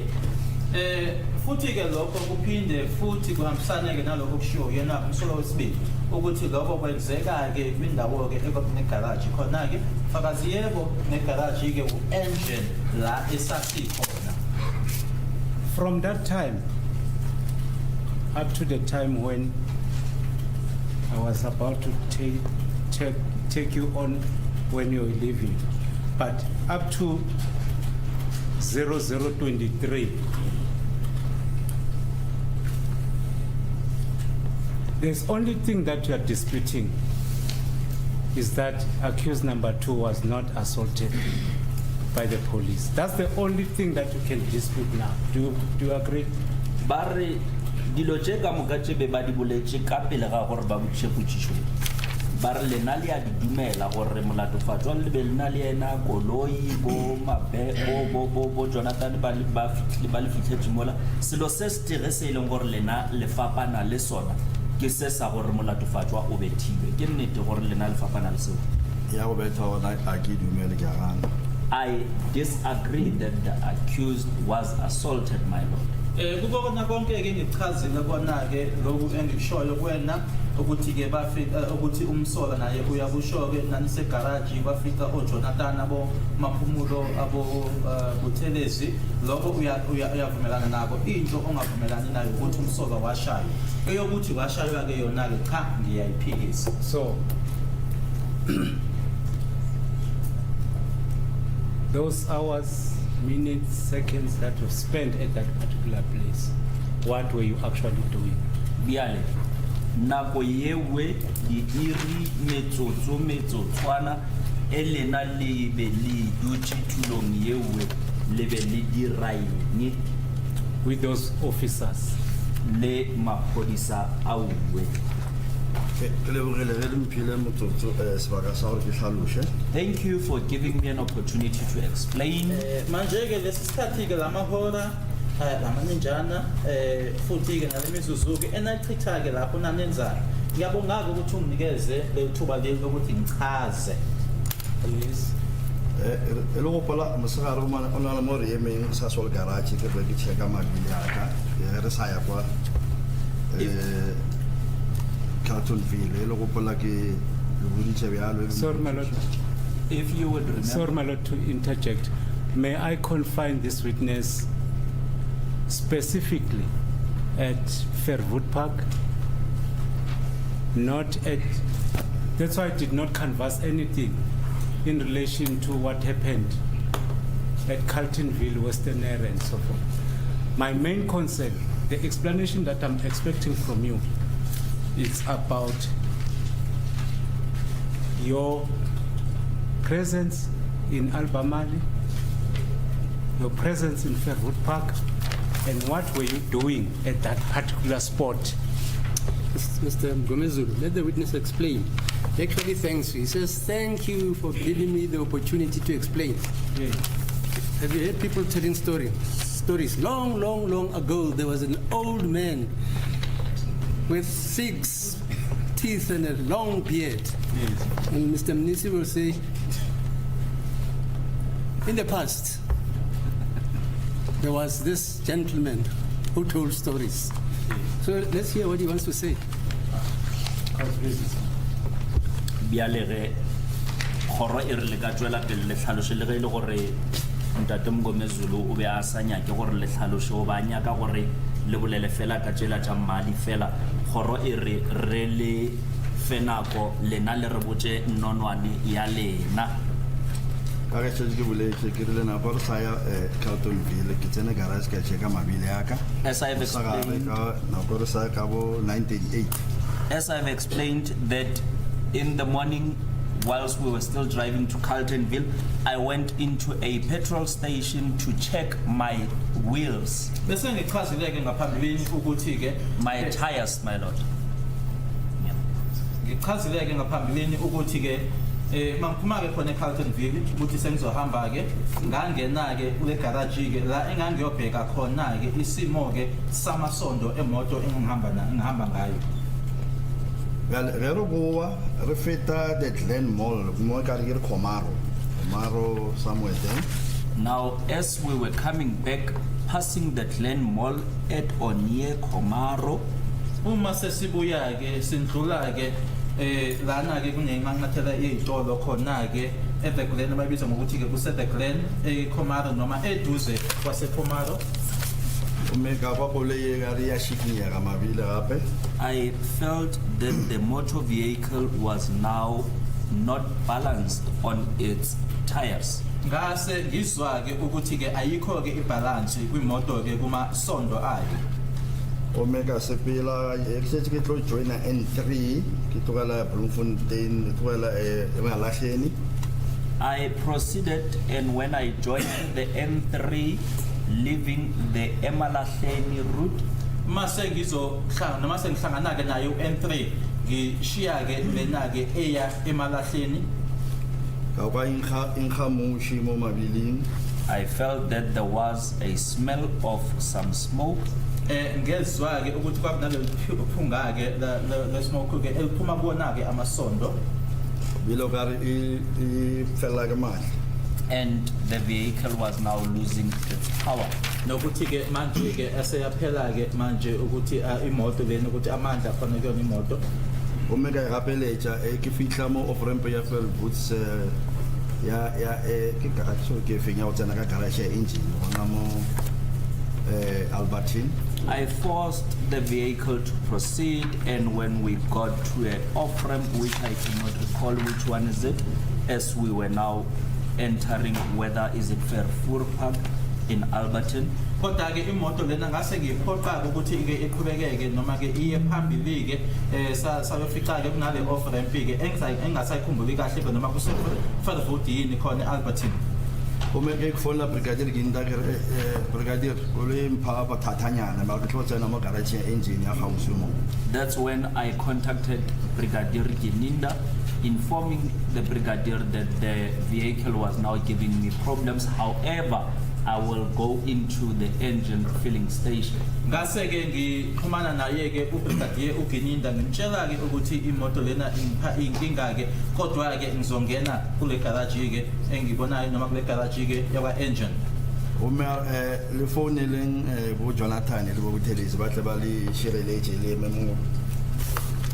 And he said I should call Jonathan Buthelezi and others so that they will come and cover us up as we are standing at that place. Mase engazisa noma engitshela ke ukuthi ase ngixhumana ke noma ngishayele ucingo ke laba abashiwo ke abo Jonathan abo Buthelezi ke ukuthi bayeze babe khona ke bazosilekelela ke nanjengoma simile kuleyo ndawo. Ma sergeant le sergeant Mabena will abafonela. And even Sergeant Mabena contacted them. Kanti naye ke uSergeant Mabena waxhumana nabo noma wabashayela ucingo. Na ekitsena mo garage ka yema.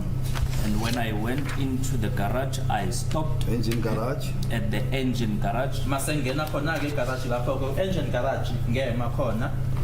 Omme kole ekitjwa ke level la ka mo be itjwa mushi mo di braking tsa mo pele. When I alighted the vehicle and looked around the vehicle, there was some smoke that was coming from the front brakes. Nokuthi ke uma sengiphuma kuyona ke imoto lena uma ngibheka ke kuma brakes angaphambili ke kuthi kwakune smoke lesasiphuma khona lapho ke. Kabona incha light ya oil mo dashboard ngape. And on the dashboard, it reflected a oil light. Noma ubheka ke lana ke ku dashboard ubona ke ukuthi ke ibontsha ikhombisa ke i-light noma isibane ke se-oil. Ume ba fitla ba Jonathan ka re be re ka se eme mo garage bushiwo re sa shirele ba re sepra le motshwariwa. And indeed, Jonathan and his crew arrived as we could not be at the garage on our own without any backup, as we were in a company of an accused person. Ngempela uJonathan kanye nabanye ke bafika ke khona lapho nanjengokuthi ke sasingeke ke sime ke egarage ebusuku ke futhi ke sihamba nomsolo noma ke umangalela. Ena ka pele Toyota Fortuner ya utsiwa kudu. And again, that type of a motor vehicle, a Toyota Fortuner, it's one of the vehicles that is targeted for car hijacking or car theft. Futhi ke leyo moto ke esasihamba ngayo kuyi Toyota Fortuner ke imoto ke ephuma kabi ke ebhekwe ke ngamehlo abayifunayo ngokuthi ke uma bethatha imoto noma ke hijacking. Ume fitla mo ka ntse bona ke itima ke lighter. Koloi. And as you saw that I was igniting it and stopping it, nanjengoba ubona ke ngokwalombhalo ke noma ngokwalombiko ke ngokwandlela ke ubunguza ngayo ukuthi imoto ibihamba ime ngidumisa ngiphinde ngicishe futhi Kele ke bula bonnet ya ka lo oil ya ka efase. when I opened the bonnet, I found that my oil was low.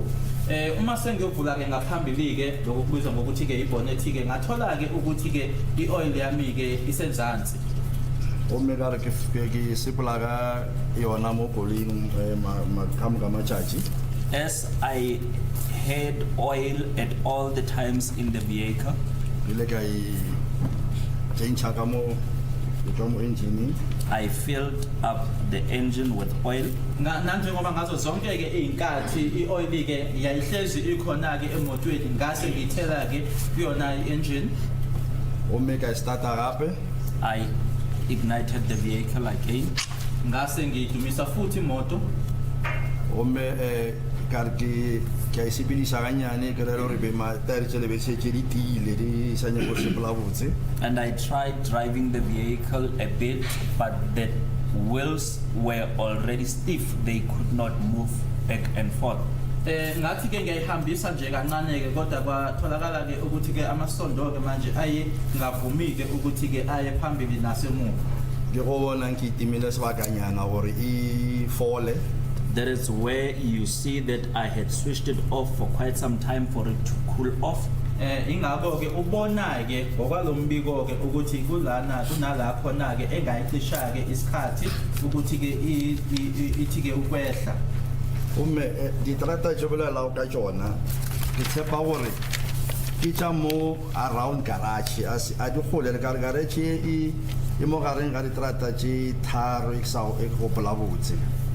And the streets that you are referring to, they could be around where the garage is situated, because that filling station, if I am not mistaken, it is between 3 streets. Futhi ke le trata ongibuze ngazo ke sokhulula ke ummeli ubuze ngabo mamali ubuze ngabo ma Fraser ngabo ma Collins ukuthi lezo itrata lezo ke azikho kude nendawo nala igarage ikhona ke uma ngikhumbula kahle noma uma ngenzi ifutha ke igarage ke ngathi nje ngale kwetrata eziwu3.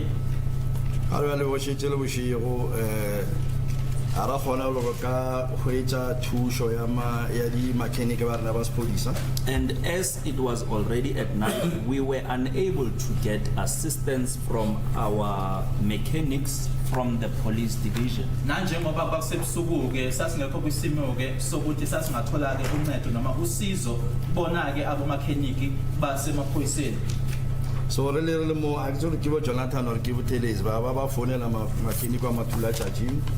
Therefore, whilst we were still there, I'm not sure whether it was Jonathan or Butelezi who called a mechanic who was working independently. Ngaleso sikhathi siselapho ke ngisakhumbula uButelezi uJonathan owafonela ke umechanic oyisebenzelayo.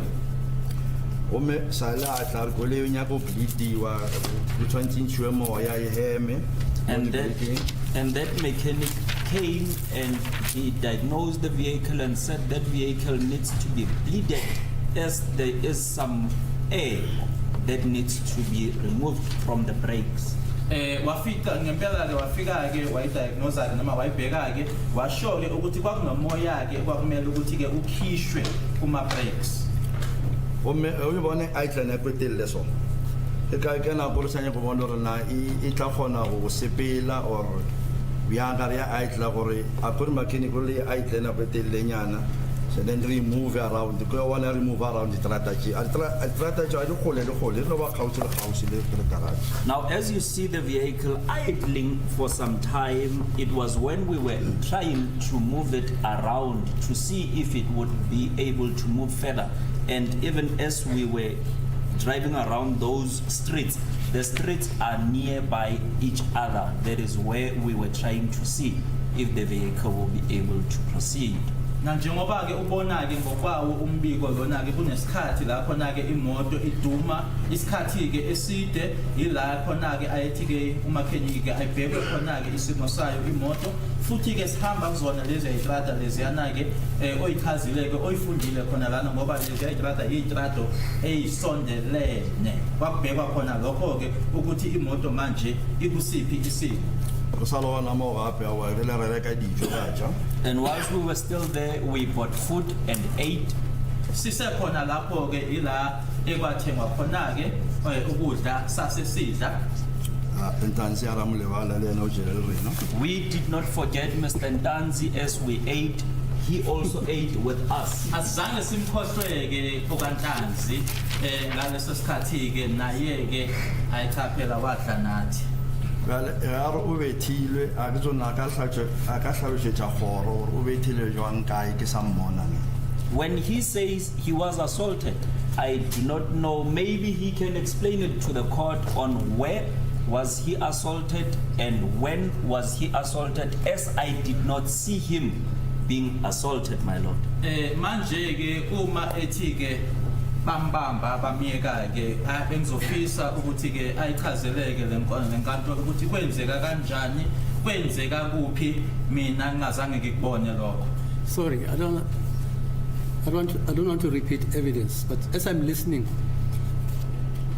is the sergeant saying he would be happy? He's not supposed to ask questions, by the way, but his evidence is how, when, and how. Just, Mr. Mngomezulu, just. Are you with me? I'm with you, madam. Because they just mention when and where. They don't mention how. Who doesn't mention how is the interpreter. Am I right, sir? I'm getting lost now. Bam metile juang kai wabon go kai li juang. The interpreter just left out how juang. As the court pleases, I ma'am. mean, if you insist, you did say that, you can play the record. Go jwalo nkere gore go na le karolo e leng gore nna ke e shile. I can't move my lord. Yeah, you can I did not hear it properly, my lord. However, as an interpreter myself, as the court says, I pleased as it pleased the court, my lord. Uthi ke umbuzo uthi ke noma ushilo kufakaza ukuthi uma ukuthi ke umntanzi uthi bamshaya kuphi nendawo, bamshaya kanjani, bamshaya ngasiphi isikhathi. Okay, yeah, fine. Are you done? Le fedije go tlhalosha. Gomme ka le lebeletseng tse itima e tshuma gape ba mphobere sa ilukisha gore re be re kgone go sepela ka yona go fitlhela le gore e ba maemong a o kaone. And as you saw that it was switching on and off, and we were trying to that is the time when we were trying to fix it to see if we will be able to drive with that vehicle until it got into a better state. Nanje ngoba ubona ke lana ngoba ngibikwa ukuthi imoto yayicishwa ke idunyiswe ke imoto ayideleke ukuthi leso sikhathi leso ke ilapho na ke sasibheka isimo ke semoto baze isikhathi ke la ifinyelela lapho na ukuthi sibone ukuthi ikusimo esingcono ke manje ukuthi sesingaqhubeka kasambe ngayo. Fedije I am done. Remember when my colleague for the state asked you from the inception of your examination as about overspeeding, you told the court that the car was from service, it had power. Le sa gopola re ne motšhotšhisi a le botšiša ka nako e la gebe le tshetše lebelo gore lena le ile la re koloi e be e tšwa servicing gape e be e na le maatla. That is correct. Akuyiqiniswa ngishilo ke uma ngishushiswe ngibuza ke nkathi ke ethi ke kubhaliwe la ukuthi ngayiqa isivinini ukuthi ke ngikhulu ngishilo ukuthi imoto yabuya kwi service inamandla from Protea. Sorry man, why do I like Protea? From Pretoria North to Carltonville, you never encountered such a problem. Do you agree? Pretoria North o fitlhella Carltonville ga senke la ba le bothata boo.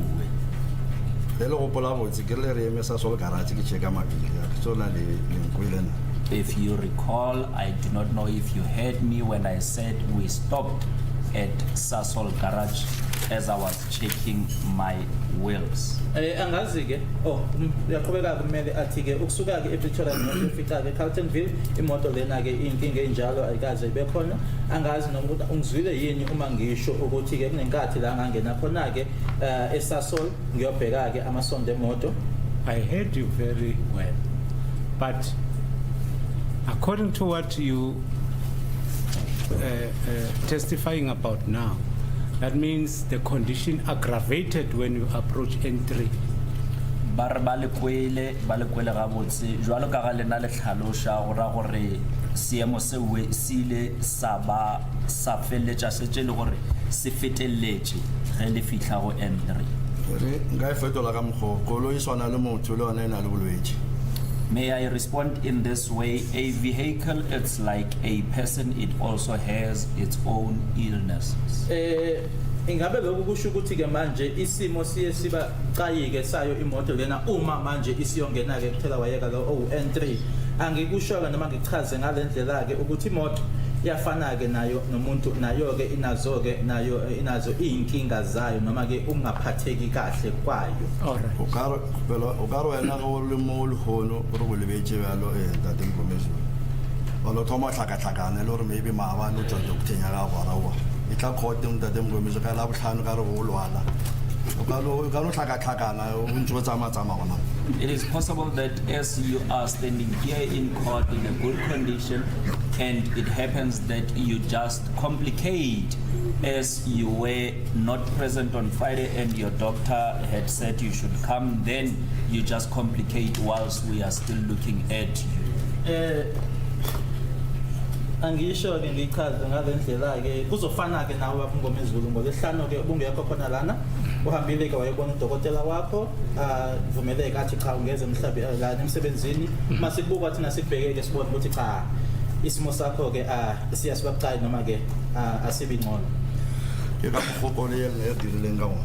And that is what happened to us with that vehicle as well. Ilokho okwenzeka kuthina ke ngaleyo moto leyo. Le kusha hore koloi ke yone be re shumisha kudu o feta dikoloi tse dingwe mo molatong e re phenya. Please also understand further that this vehicle, we used it mostly as we were investigating in this matter more than other cars. Okunye futhi ofaneleke ukukhumbuleke ukuthi imoto lena esikhuluma ngayo lana iyona ke imoto esasiyisebenzisa ke kakhulu ngeyona ndlela ke ukudlula ke ezinye imoto ukuphenya ke udaba lolu oluphambi kwenkantolo noma ke iqala leli eliphambi kwenkantolo njengamanje. Is that all, Mr.? Yes. Definitely, yes. So, you said you bought food and what? The drinks that you bought? Le rekile dijo le eng le nwele eng. Dijo le sekola le metsi le cold drink gore re kgone go tsena ga botse male. Whenever we buy food, we would also buy cold drink and water so that we would digest them properly. Make uthenga ukudla ke make sithenga ke ukudla ke sokuthenga ke namanzi noma sithenge ke nephuzo idrink ke sokwazi ke ukuthi ukudla ke lokhu kwehle noma kungeze kahle. Do you remember that at that time, from the 1st of June 2020 to the 17th of August 2020, the country was on lockdown? Le sa gopola gore go tlogeleng ka di 1 tša June 2020 go ya go di 1 tša August June 2020 re be re na le seemo sela sa lockdown. Ya gopola. Yes, I do remember. Ngiyakhumbula ke ukuthi ngazo ke e1 lezo ke zika Nhlangulana ke kuyena u2020 kuyofika ke kwi1 zapheke unqwaba kuyena u2020 ukuthi sasibhekene ke nalesiya simo ke ababesibiza ngokuthi ke iyona ilockdown. It was level 3, I can call it level 3, but it entailed that there was a curfew where people were not expected to move, were under lockdown.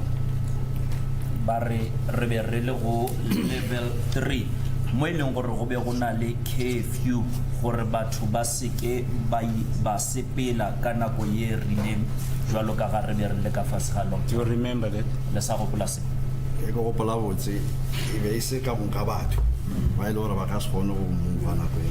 If I remember very well, it was not everyone that was not allowed to move.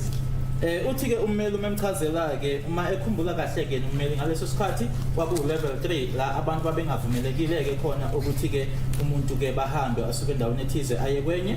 Umephendula ke uSergeant uthi kwakungathi uma ekhumbula kahle kwakungasibona bona bonke abantu ababenqatshelwa nababenqatshelwa noma ababevinjiwe ukuthi bangahamba. Let us not dwell much on story because I can tell you now you are making the story for yourself. Let me just put your version, your testimony actually. Your testimony, who tell you this testimony, Jonathan testimony. All of you, you denied that you have ever been next to an engine garage. They all denied having escorted you from engine garage, but they only escorted you to Moroka police station. This is just a total fabrication of what you're saying. Bar tabela ya lockdown o re ska tsena kudu go yona bar botlhatsi ba lena ba Jonathan ba Buthelezi le maphodisa mang ba re ba ganne gore ga senke ba ba kgauswi le engine garage ba ganne gore ga senke ba le latela go ya ka kwa. Did you also mention Moroka police station? Bar bona ba ile le lena fela Moroka police station. Ngifisa ke ukuthi lokho kuwena ukuthi ke asingaqali kakhulu ke lockdown into nje wena ke ozakhela yona leyo ke kodwa ke phakathi kwakho ufakazi bakho uJonathan ke uThelezi ke bona ke banqabile nje ukuthi bahlangana nani ke engine garage nokuthi ke ukusuka lapho ke bahamba nani bane escorta ukuphela bakushoyo ke ukuthi la abanisa khona ke bane escortela khona kuseMoroka. Yo gopola botse pala o fetola mo go gopola botse. If I remember very well, la le mpushitse ka ere ya Moroka le tjatsi le le la kana la le hola sa kana no bolela ka lona ke la mathomo fa botlhatsi ka lona. You only asked me about when we were going to Moroka police station. This day that you are referring to, it is my first time that I am testifying on today. Uma ngikhumbula kahle ke mana nimbuza ke nakubuza ke ngeMoroka ukuthi manje ke simbuze ke ngaleli langa leli ombuza ngalo ke manje ihlandla lokuqala ke lelo kwenzeka lokho. Must I proceed? Yes. Yes, you may. The evidence of the 18th of June 2020 was brought to the attention of this court today. You had an ample chance to testify about this day of the 18th of June 2020. But let me just leave it. I'll leave it for argument. For the sake of progress.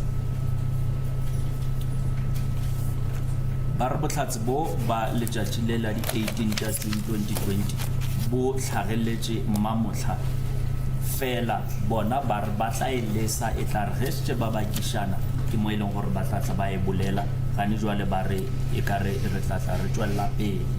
Angisho nje lokho kuwena ke ukuthi lokufakazi lokuke baloke ilanga lebikela la kwakungazo kwakunge 18 zakheke uNhlangulana u2020 ukuthi wawunesikhathi esiningi nje isikhathi esanele ukuthi ke ungakhuluma ngakho kodwa ke ukwenze namuhla lokho kodwa ke uma senza izethulo zethu ke ila engizoziveza khona ke lolo daba lolo.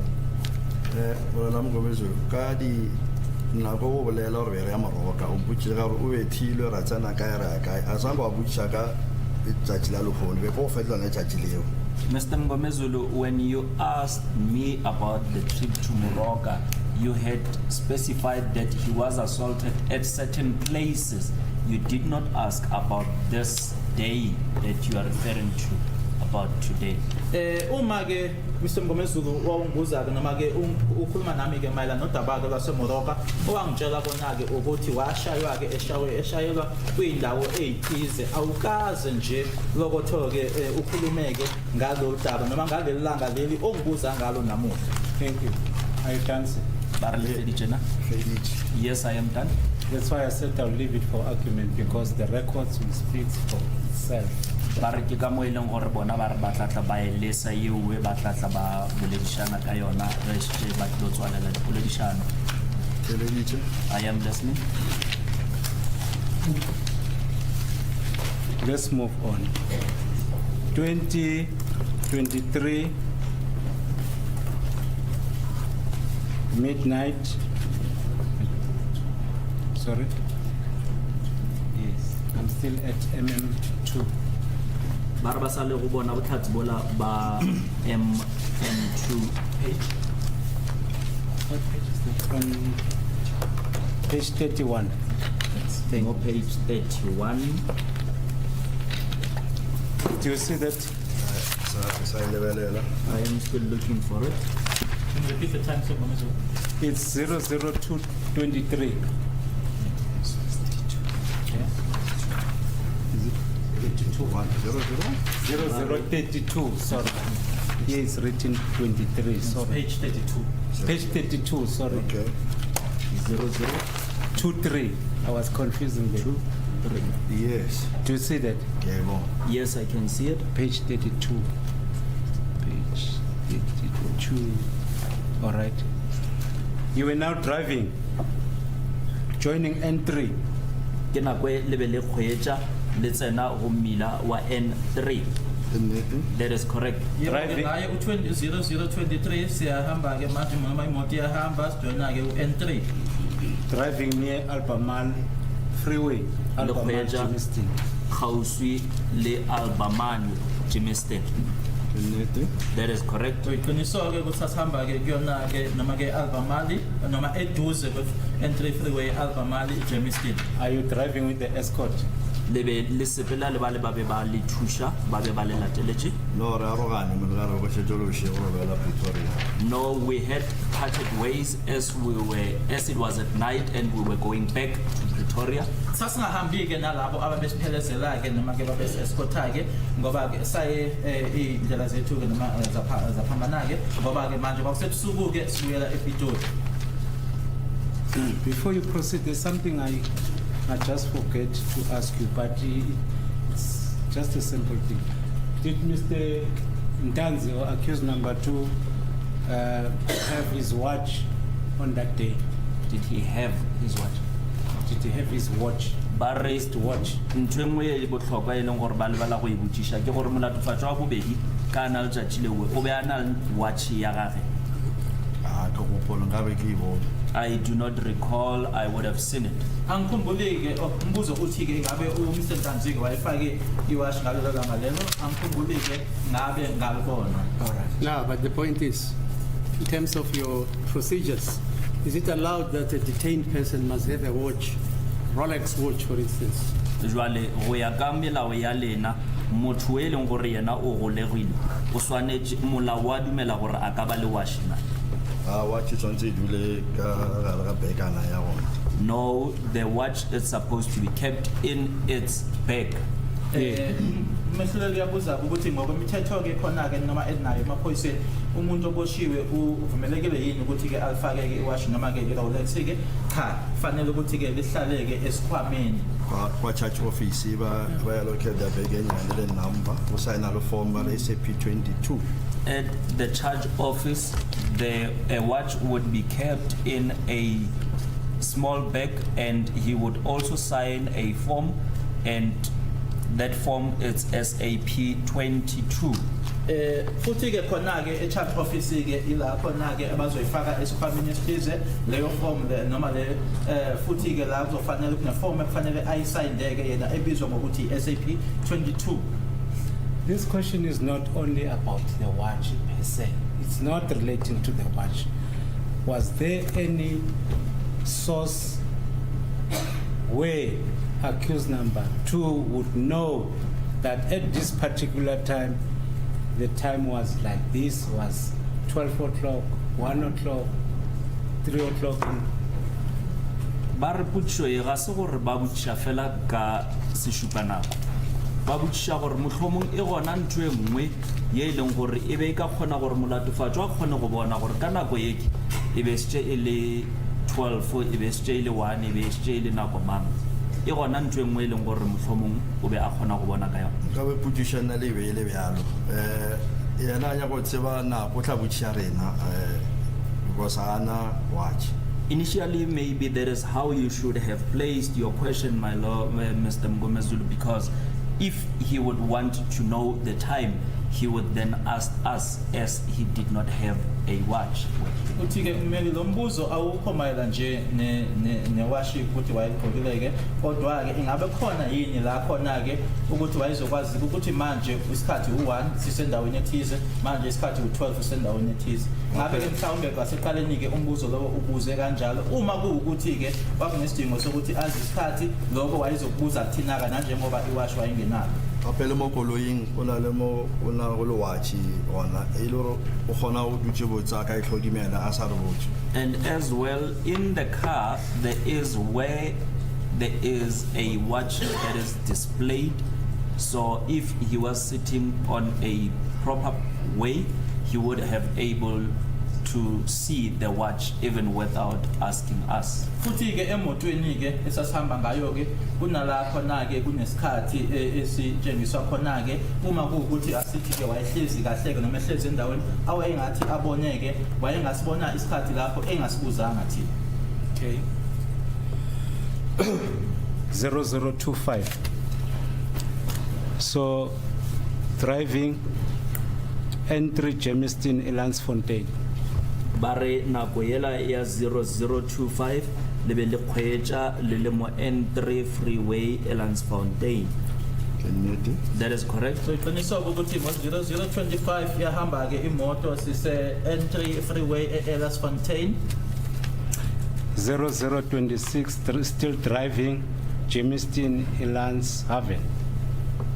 Gape le 0026 lebe le santse le kgweetsa le le mo Germiston Elandshaven. That is correct. Ngo 0026 sahamba ke sikuyona ke uN12 eElandshaven eGermiston. 0028 you joined N12. Irle 0028 ke ge lena le tsena mo N12. That is correct. Nokuthi ke ngo 0028 sasijoyina ke uN12 kuyiqiniso. You That is passed, correct. yes, you passed Glen Eagles, Winchester, Lafeta, Glen Eagles, le Winchester, Eratin, le Eratin. That is correct. Kuyiqiniso ke sandlula iGlen Eagles, Winchester, Eratin. In 10 minutes thereafter, ignition was off. Metsotso ya lesome ka moraga mo uwe ke mo e leng gore At koloi guys, e ile ya timiwa at guys Gibson, mo in tulong Everton, ye e bitswang Guy Gitston Avenue mo Eratin.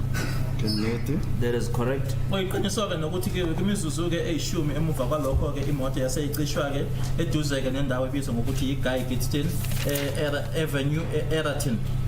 at 0048, then start up there and you started to drive. E re ge nako e le metsotso ye masome nne šupa ke mo e leng gore koloi e ile ya dumišwa Back to Pretoria. le tswela pele le kgweetsa le ya Pretoria. That is correct. Nokuthi ke ngo 0047 imoto yadunyiswa futhi ke isiyabuya ke manje ke buyela ePretoria. 00555 at Ben Notier. You were still driving on it. Ke mo e leng gore le be le santse le kgweetsa le metsotso ye metlhano pele ga iri ya pele le kgweetsa le le mo Ben Notier. That is correct. Nokuthi kuyiqiniso ukuthi ngo 0055 yahamba ke imoto ihamba eBen Notier. 0057, speed violation. The car had a problem. 0057, speed violation. Ka nako ele ya 0057 e bontsha gore koloi e ile ya tshela lebelo e be e santse e be e na le bothata ka nako ewe ka ge šetse ke boletse gore e sale ya bleediwa ka tšhela le oil e be šetse sepola monate ebile bošego after midnight engine e cooler down go cool koloi e sepola botse. As I have explained that the vehicle was bleeded and midnight After midnight, the vehicle cools down, and that is when it is able to run smoothly. Lana ke ummeli umtshengisake ukuthi ke isikhathi u0057 yatshengiswa ke ukuthi nala khona weqa isivinini uthi bese ngishilo ke ngaphambili ukuthi ke imoto lena yayise itholiwe ke ukuthi ke ibhekwe ibleediwe ke noma ikhishwe ke ioil noma ifakiwe futhi ioil ke uzoqaphela ke ukuthi isikhathi manje useshayile ke u12 wasebusuku ke imoto isikhulu iye yathola ukuthi ke iphole noma ikhule down ke manje iyayihambela nje kamnandi. So you were driving at Moy Fontaine N1. Lena lebele khwetsa mo mileng wa Moy Fountain mo N1. AVL e bontsha As the AVL reflects, yes. Yebo ke iAVL itshengisa kanjalo ukuthi sasihamba umgwaqo ke iMoy Fontaine. A minute to 1 o'clock, still driving towards Pretoria. Motsotso ka pele ga iri ya pele boshigo ga re ke ge le gore lena le be le santse le khwetsa le ya Pretoria.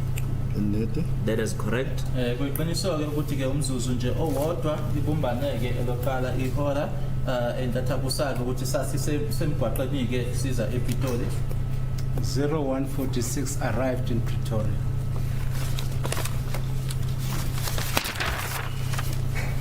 Ya re ge iri 0146. You see that? Le bona Yes, ngiyabona. la fitla Pretoria. Lithi ke uma isikhathi ke sesithi 0146 niyafika ke ePitoli yebo ngiyabona lokho. 0151 access idle Benfelion Street. Ka 0151 ke ge le gore koloi e a duma mo Benfelion Street, Pretoria. mo Pretoria. Ke mo Pretoria North SAPS. Yes, that is Pretoria, not SAPS. Iyasho ke ukuthi ngo 0151 ke imoto iyaduma ke access idle eBenfelion noma eduze kweBenfelion Pretoria North mephendula ke yebo so police station yase Pretoria North. A minute past 2, you were at Hell Divet. Motsotso ka moraga iri ya bobedi le be le le mo Ger Divet. That is correct. Kuyiqiniso ukuthi ngomzuzu owodwa sekumbeneke elesibili ihora ndathabusake sasiseduze ne Gert de Wet Pretoria North. 6 minutes past 2, early hours, Emily Hope House Avenue.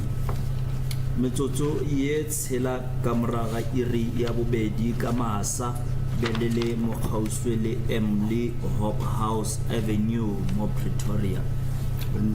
That is correct. Kuyiqiniso ukuthi imizuzu u6 ke emuva ko2 ke sise eduze kwase Emily Hope House Avenue ePretoria North. 14 minutes past 2, early hours in the morning, near Theron. Is it the street? Theron Street. Ka masa ka metsotso ye lesome nne ka mora iri ya bobedi ke ge ile gore lena le kgauswe le Derry Aaron Milengwe gona mo Pretoria. That is correct. Yeah, sure ke ukuthi imizuzu u14 ke emuva kwensimbi yayo ishayile ke yesibili seduze ke kwaso istrata iDani Tron Street ePretoria North. Thank you. 19 past 2, GPS unlocked at the same place. Metsotso ye lesome senyane ka mora iri ya bobedi ke ge ile gore iri GPS unlocked gona tulong yewe. That is correct. Siyasho ke ukuthi ngemizuzu ke u19 eshayile ke u2 isona ke leso strato leso ke iGPS unlocked. 2:30 in the morning, ignition off, same Emily Hope House as per exhibit MM, booked in Nongo Makas number 163. That's the exhibit MM. It's not reflecting there. Yale ke mo ileng gore metsotso ya masometharo ka moraga iri ya bobedi ka masa ke ge ile gore koloi ya tima gona thulong yewe ya Emily Hope House Avenue mo Pretoria North. Ke nnete? That is correct. Yebo kweqiniswa ukuthi uma 82:30 ke imoto iyacishwa ke kuseduze ke ne-Emily Hope House Avenue ePretoria. That's when accused number 2 was booked in. Yes. Yes. Ila khona ke umsolo wesibili ke manje esebhukwa ke amagama efakwa ke khona la. At 25 to 3, that's when you charge accused number 2 for Mngomezulu case murder 163 of 10 2018. Ke nnete? That is correct. Kuyiqiniswa ke ukuthi ngayo u25 to 3 ila khona manje ke esethweswa icala ke umsolo wesibili kona ke icala leli la kwaNongoma elokubulala. At 10 to 4, at 10 to 4, what day was that? Bare metsotso ye lesome ka pele ga iri ya What bone. date was it? E be What ele- date was it? Date ye ife The 19th of June 2020. 19 of June 2020. Ngaye ke u10 to 4 ongibuza ngayo kwakungazo ke i19 kuyena ke uNhlangulana ku2020.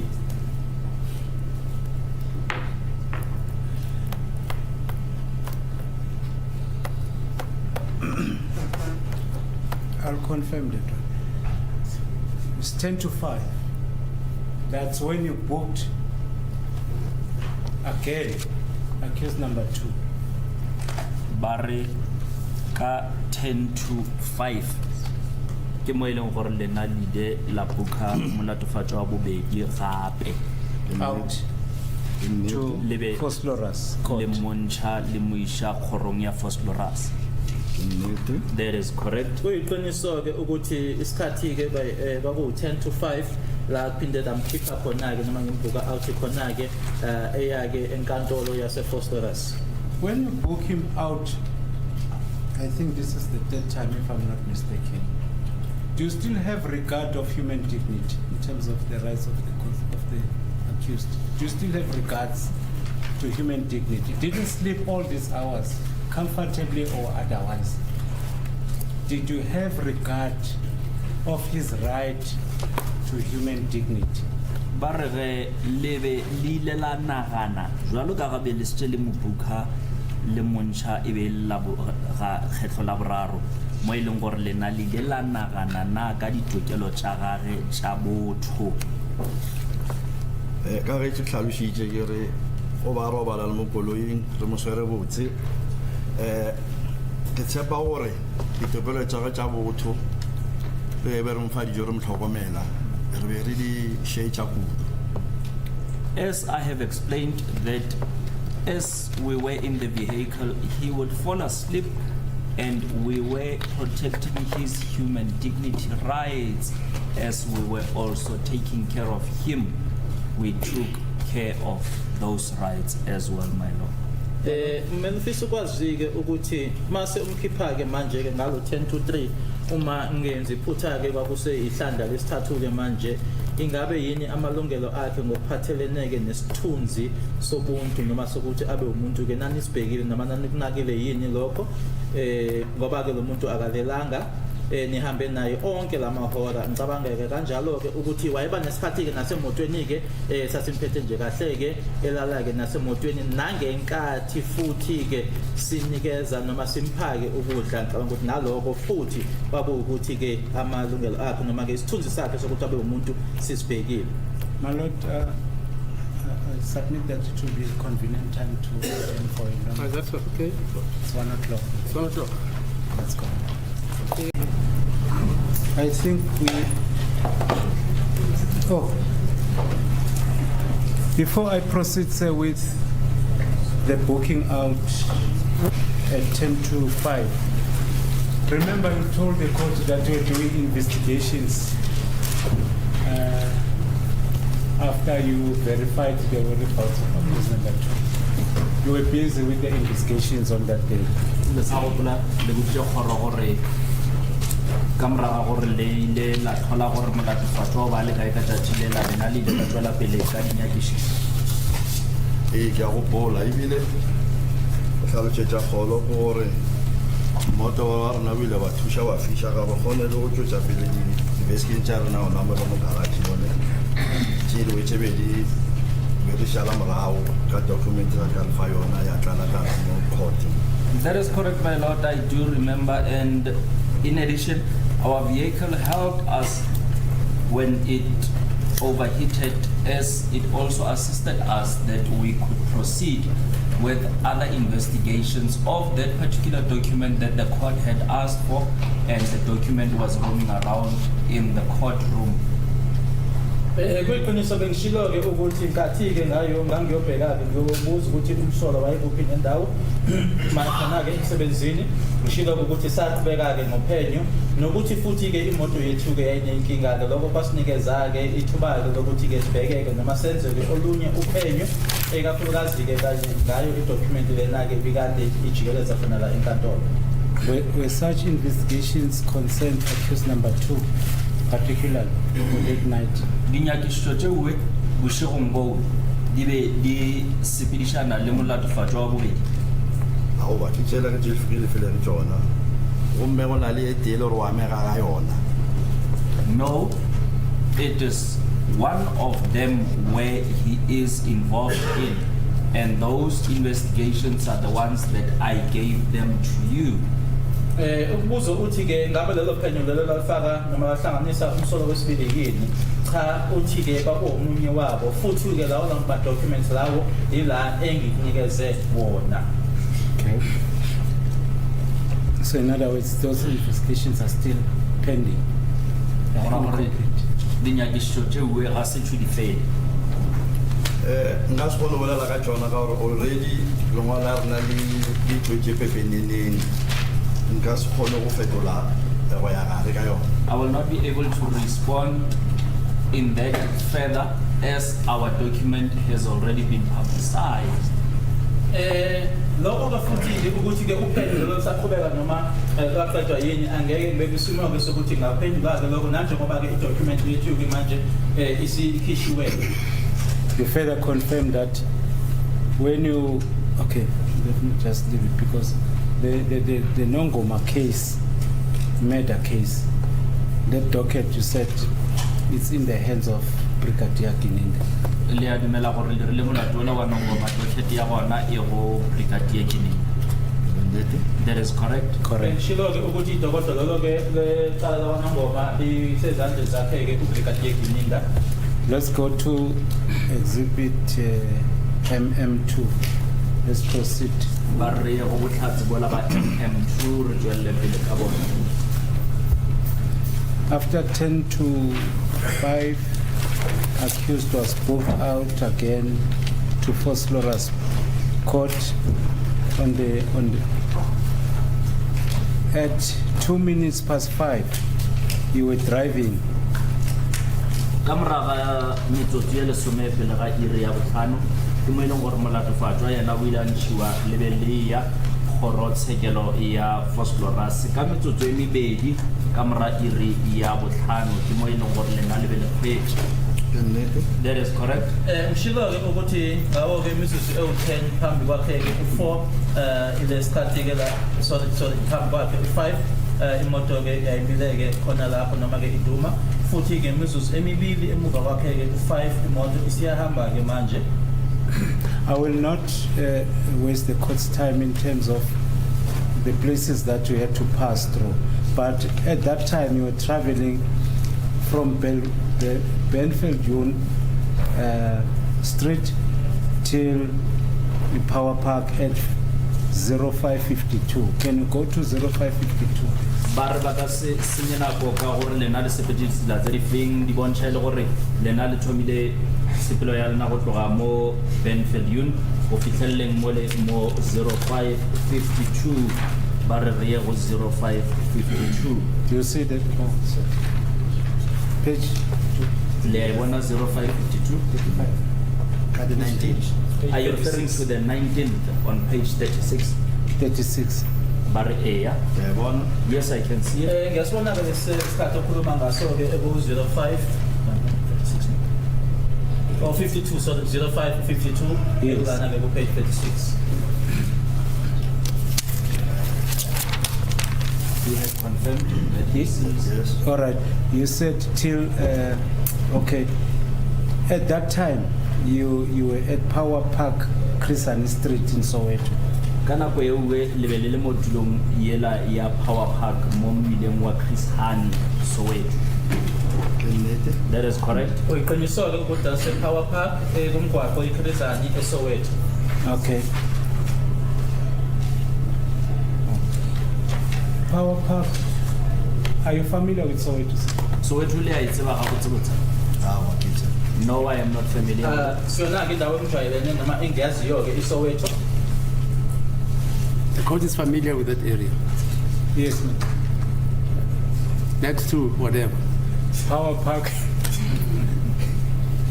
Is it not in Orlando? Power Park ye we ga e kgauswi le Orlando. I did say. He doesn't know. That's correct. I do not know where is it. Ukuthi ke iPower Park ikuphi indawo ukuthi ke isola Orlando njengombeli ebuza angazi. All right. From 0556, we're driving to Elias Mutwaledi Street, Soweto, Dlamini. Go tlogeleng ka 0556 lena le bele kgwetsa mo mmileng mola wa Elias Motswaledi Road mo Dlamini Soweto. Kenete. That is correct. Mizuzu mine ke ngaphambi kwalo ke ihora lesithupha ke ngihamba Elias Mutwaledi eDlamini eSoweto kuyiqiniso. 1 minute past 6, GPS unlocked until 11, 06:11 until 11 minutes past 6.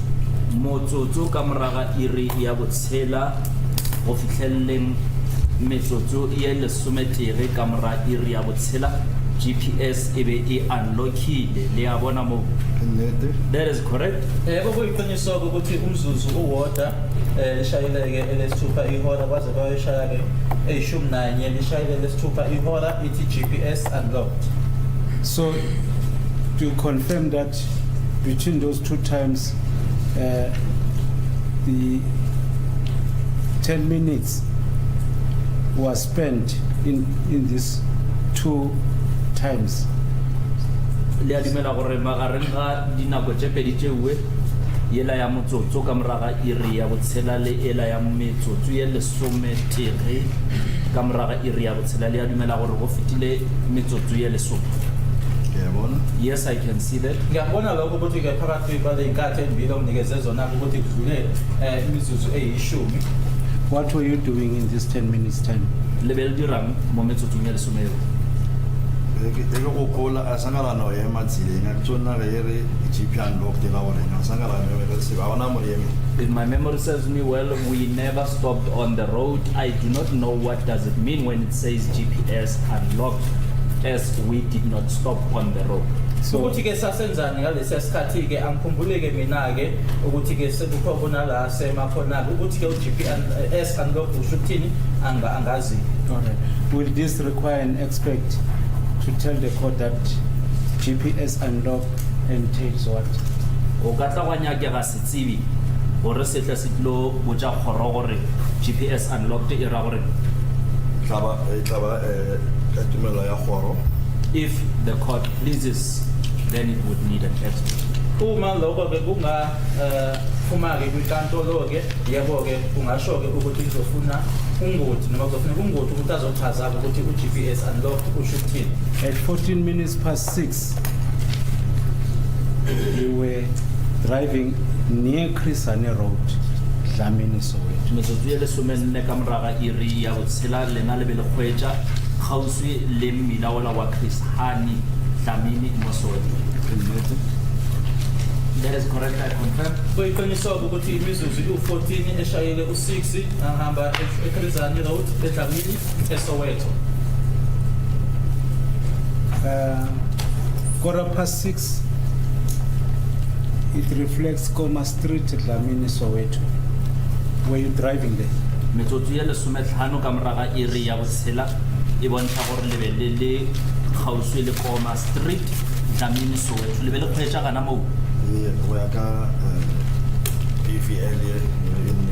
yes according to this AVL it reflects the truth ngobayo ke AVL lena noma umbiko lona ke ngayo half 6 sasi driver ke noma ihamba ke imoto eKoma Street eDlamini eSoweto.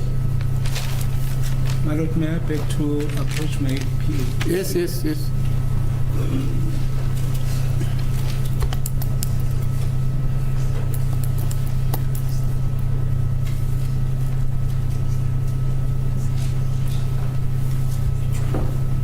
Thank you.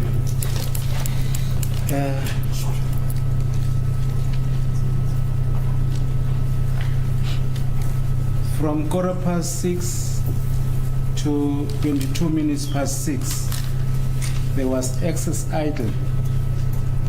go tlogelleng metsotso ya lesometlhano ka moraga iri ya botshela go išeng go metsotso ye masomepedipedi In Kalima Street. go be go na le mo e leng gore koloi be e duma gona mo kgauswi le Mkhalima Moroka, Soweto. mo Moroka Soweto. Okay, got 19:6:22, 19 seconds, terminating. It is correct at 06:22 and 19 seconds. Kuyiqiniso ke ukuthi ke ngalo lelo langa lelo ke isikhathi ke u6:22 ukuthi ke imoto iyaduma ke eduze nemakhalima eMoroka eSoweto. 06:46 ignition off. We confirm that. That's 06:46 ke mo koloi ile ya timwang gona le ya dumela. Terminated. That is correct. Nokuthi ke ngo6:46 injini ke imoto noma imoto yacishwa ke Approximately an hour. That is 08:12, 12 minutes past 8. The ignition was off. Koloi e timilwe nako e ka lekantshang le iri go fitlhelleng metsotso ye lesomepedi ka moraga iri ya seswai Until you start up at Makalima Street.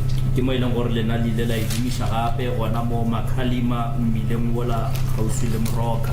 From Mogane police station in Morocco, That is correct. As we were inside the Moroka police station, kuyiqiniso ke ukuthi kwakuyihora imoto ecishwe khona ke base kuthi kamuva ke ngo08:12 imoto yaduma ke kwakungaphakathi ke police station yaseMoroka. At 08:21, there was excess idle. Koma Street, Moroka, Soweto. To confirm that.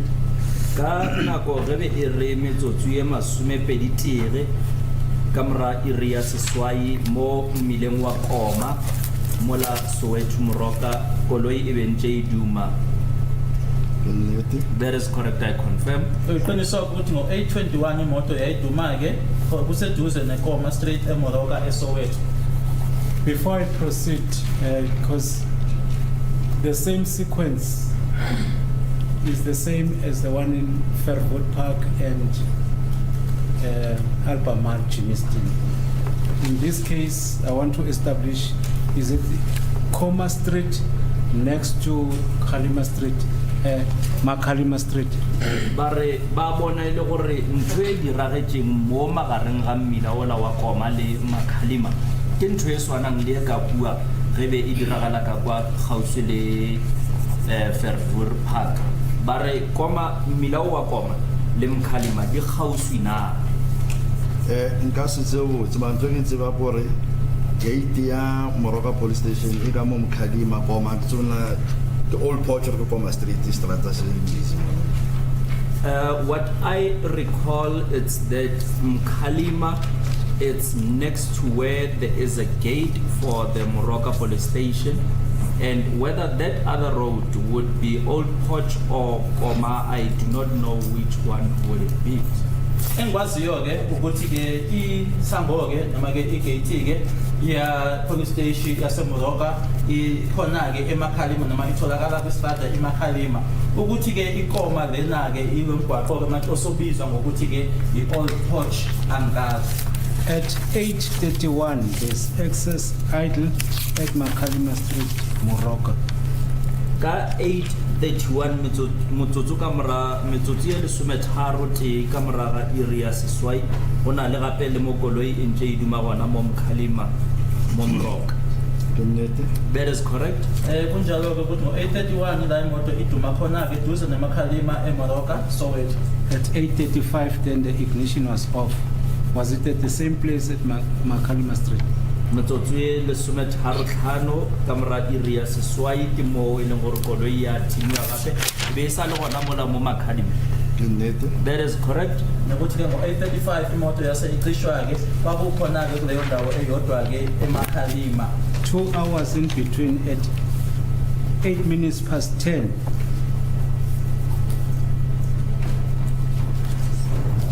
Wa feta di iri tse pedi At Makalima Street. in ya re Soweto. ka metsotso ya seswai ka mora iri ya lesome mola mo mmileng wa Mkhalima. Yes, I can hear you. Ngiyakuzwa-ke uma uthi-ke uma sekushaya amahora amabili-ke ngayo 10:08 imoto yase iduma futhi-ke eduze naseMakhalima eMoroka. So 10:13, you were driving again at Makalima Street. Ka metsotso e lesometharo ka mora iri ya lesome ke mo e leng gore lena le be le kgweetsa gona mola gaufi le Mkhalima mmileng ola mo Moroka Soweto. That is correct. Nokuthi-ke ngo-10:13 imoto iyahamba-ke eduze neMakhalima eMoroka eSoweto. At 6:14, excess idle again at Makalima Street. Did you say 6:14? 6, a minute after the one that we just. 10:10. Thank Sorry. you. Bare metsotso e lesome ka mora ga iri ya lesome koloi e be e duma gape gona mo Mkhalima. That is correct. Imizuzu-ke ewu-14 eshayileke u-10 imoto iyaduma futhi-ke eduze neMakhalima. 19:10. Metsotso e lesome senyane ka mora ga iri ya lesome Excess idle again. gape e tswela pele ya duma le gona mowe. That is correct. Nokuthi-ke ngo-10:19 imoto iyaduma futhi-ke. At 10:34, same situation, same position, excess idle. Metsotso e lesometharo nne ka mora ga iri ya lesome koloi e sa duma ka yona tsela e uwe gape. That is correct. Nokuthi-ke nango-10:34 imoto isaduma futhi-ke kuleyo mgwaqo noma kuleso strada leso. At 10:39, excess idle near Chris Hani Street, Chris Hani Road. Ya re gape I mean, Soweto. metsotso e lesometharo senyane ka mora ga iri ya lesome ke ge e le gore koloi ya duma gape gona mo gaufi le mmila wa Chris Hani mo la Dlamini Soweto. That is correct. Ngo-10:39 imoto iyaduma futhi-ke eduze neChris Hani Road eDlamini eSoweto. At 10:44, excess idle, Moroka, Koma Street. Ya re gape metsotso e lesome nne ka mora ga iri ya lesome ke ge e le gore koloi e a duma gape gaufi le mmila ola wa Koma mo Moroka Soweto. That is correct. 10:44 imoto iyaduma futhi-ke eduze neKoma Street eMoroka eSoweto. At 10:46, the ignition is off. Do you confirm that? Metsotso e masome nne tshela ka mora ga iri ya lesome le a dumela gore koloi ile ya timiwa. That is correct, I confirm. Isikhathi sithi 10:46 imoto yase iqishwa-ke eduze neMakoma Street eMoroka eSoweto.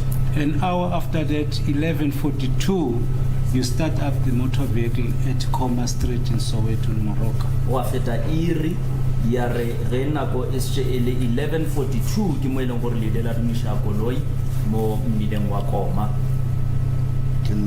That is correct. Nokuthi-ke ngo-11:42 imoto iyaduma futhi-ke istrato noma eduze nestrato iKoma eMoroka eSoweto. Shortly after that, few seconds, then the ignition was off again at Makalima Street. Metsotswana fela ka mora ga mowe ke ge mo e leng gore e ile ya timiwa gape koloi gona mo Mkhalima mmileng wa Moroka Soweto. That is correct. Iskashana just fushane-ke muva kwalokho imoto yacishwa-ke eMakhalima eMoroka eSoweto. A minute to 12 o'clock, you start up a motor at Makhalima Street in Moroka. motsotso ka pele ga gore le tshele kgomo mokokotlo ke mo e leng gore lena le ile la dumisha koloi mo Mkhalima mmileng wola mo Moroka Soweto. That is correct. Umzuzu nje owodwa-ke bumbane ihora-ke le-12 imoto yaduma futhi-ke Makhalima eMoroka eSoweto. At 12 o'clock, you started moving, ya re ge le tshela driving. kgomo mokokotlo ke re lena le thoma le kgweetše. That is correct. Selibumbene-ke ihora le-12 imoto yahamba-ke eKoma Street eMoroka eSoweto. I just want us to hang up there. I need to clarify certain aspects. ba re ba kgopela gore re tshware gana mo bue go na le dilo tse ba nyakang gore re di lebelelešiše. When you booked accused number 2 out at 10 to 5, where was the escort? Molatofatšo wa bobedi ge be le mo booka out ka 10 to 5 ba le ba be ba le latela ba be ba le thuša ba be ba le ka e bona In Pretoria. Pretoria. Escort from Pretoria. When I remember, we did not have any escort when we left Pretoria. Umbuzo uthi-ke nkathi-ke nimkhipha-ke masele-ke umsola wesibili-ke babe kuphi-ke laba babeniphelezela uma ukuthi ngikhumbula kahle-ke ePitori i-escort noma babesiphelezela babengekho. What was the reason for the escort? Lebaka la gore le ska ba le batho ba be ba le thuša ba le latela lebeleng. MPD ile ka skono tla Pretoria ga re itšhaitše late bšo ba maabane. EMPD had informed us that they would not be able to come to Pretoria as they knocked off late the previous evening. Fela re tla kopana mo tseleng. However, we will meet on the road. Ebe EMPD basazisa noma basitshela-ke ukuthi angeke bakhoneke ukuthi beze ePitori nanjengokuthi-ke ubusuku obungaphambilini bashayisa-ke kulate nokuthi-ke basazisa-ke ukuthi sohlangana-ke endleleni. If you say MPD informed you, were they referring to those members that were with you at Albertine? Ge le re EMPD e le boditše be ba bolela ka ba le Albertine na. That is correct. EMPD ngikhuluma ngabo-ke laba ababese Albertine. According to your information, or sorry, let me just put it this way. Other than those members of the SWAT, EMPD, were there any other members of SWAT, Metro Police, that ever escorted you other than those that consist of Jonathan, Buthelezi, Maphumulo, and Desiree? Kantleng ga ba bang bale ba SWAT ba EMPD o Jonathan Maphumulo Buthelezi le SWAT go na le ba bang mohlomong ba SWAT ba ile gore ba ile ba le thuša go ba sepela lena kantleng ga ba be re boletse ka bona Ka ge tšeng tlhalošitše gore ba ba kgopetše le bona ba re thušang ka di-escort dilo tša ka moka ke bona ba. As I have explained that they were requested that they should assist us with the escort, those are the ones that I have mentioned. Ngaphandle-ke kwalaba ababeziwe-ke noma labo ababekhona-ke ababesebeshiwo be-EMPD amalunga eSWAT uJonathan uSWAT uButhelezi kanye noLisering ngabe akhona yini amanye amalunga eSWAT EMPD aniphelezela umbuzo noma impendulo ithi-ke nanjengoba kuyibona-ke ngikhulume ngabe ngishilo futhi abacela ukuthi abasiphelezele kwakuyibona-ke ababekhona. To confirm what you are saying, I just want to confirm if that answer relates to the time when accused number 1 was arrested on the 30th of May 2020 and accused number 2 was arrested on the 16th of June 2020 up to their first day of appearance on the 27th of October 2020.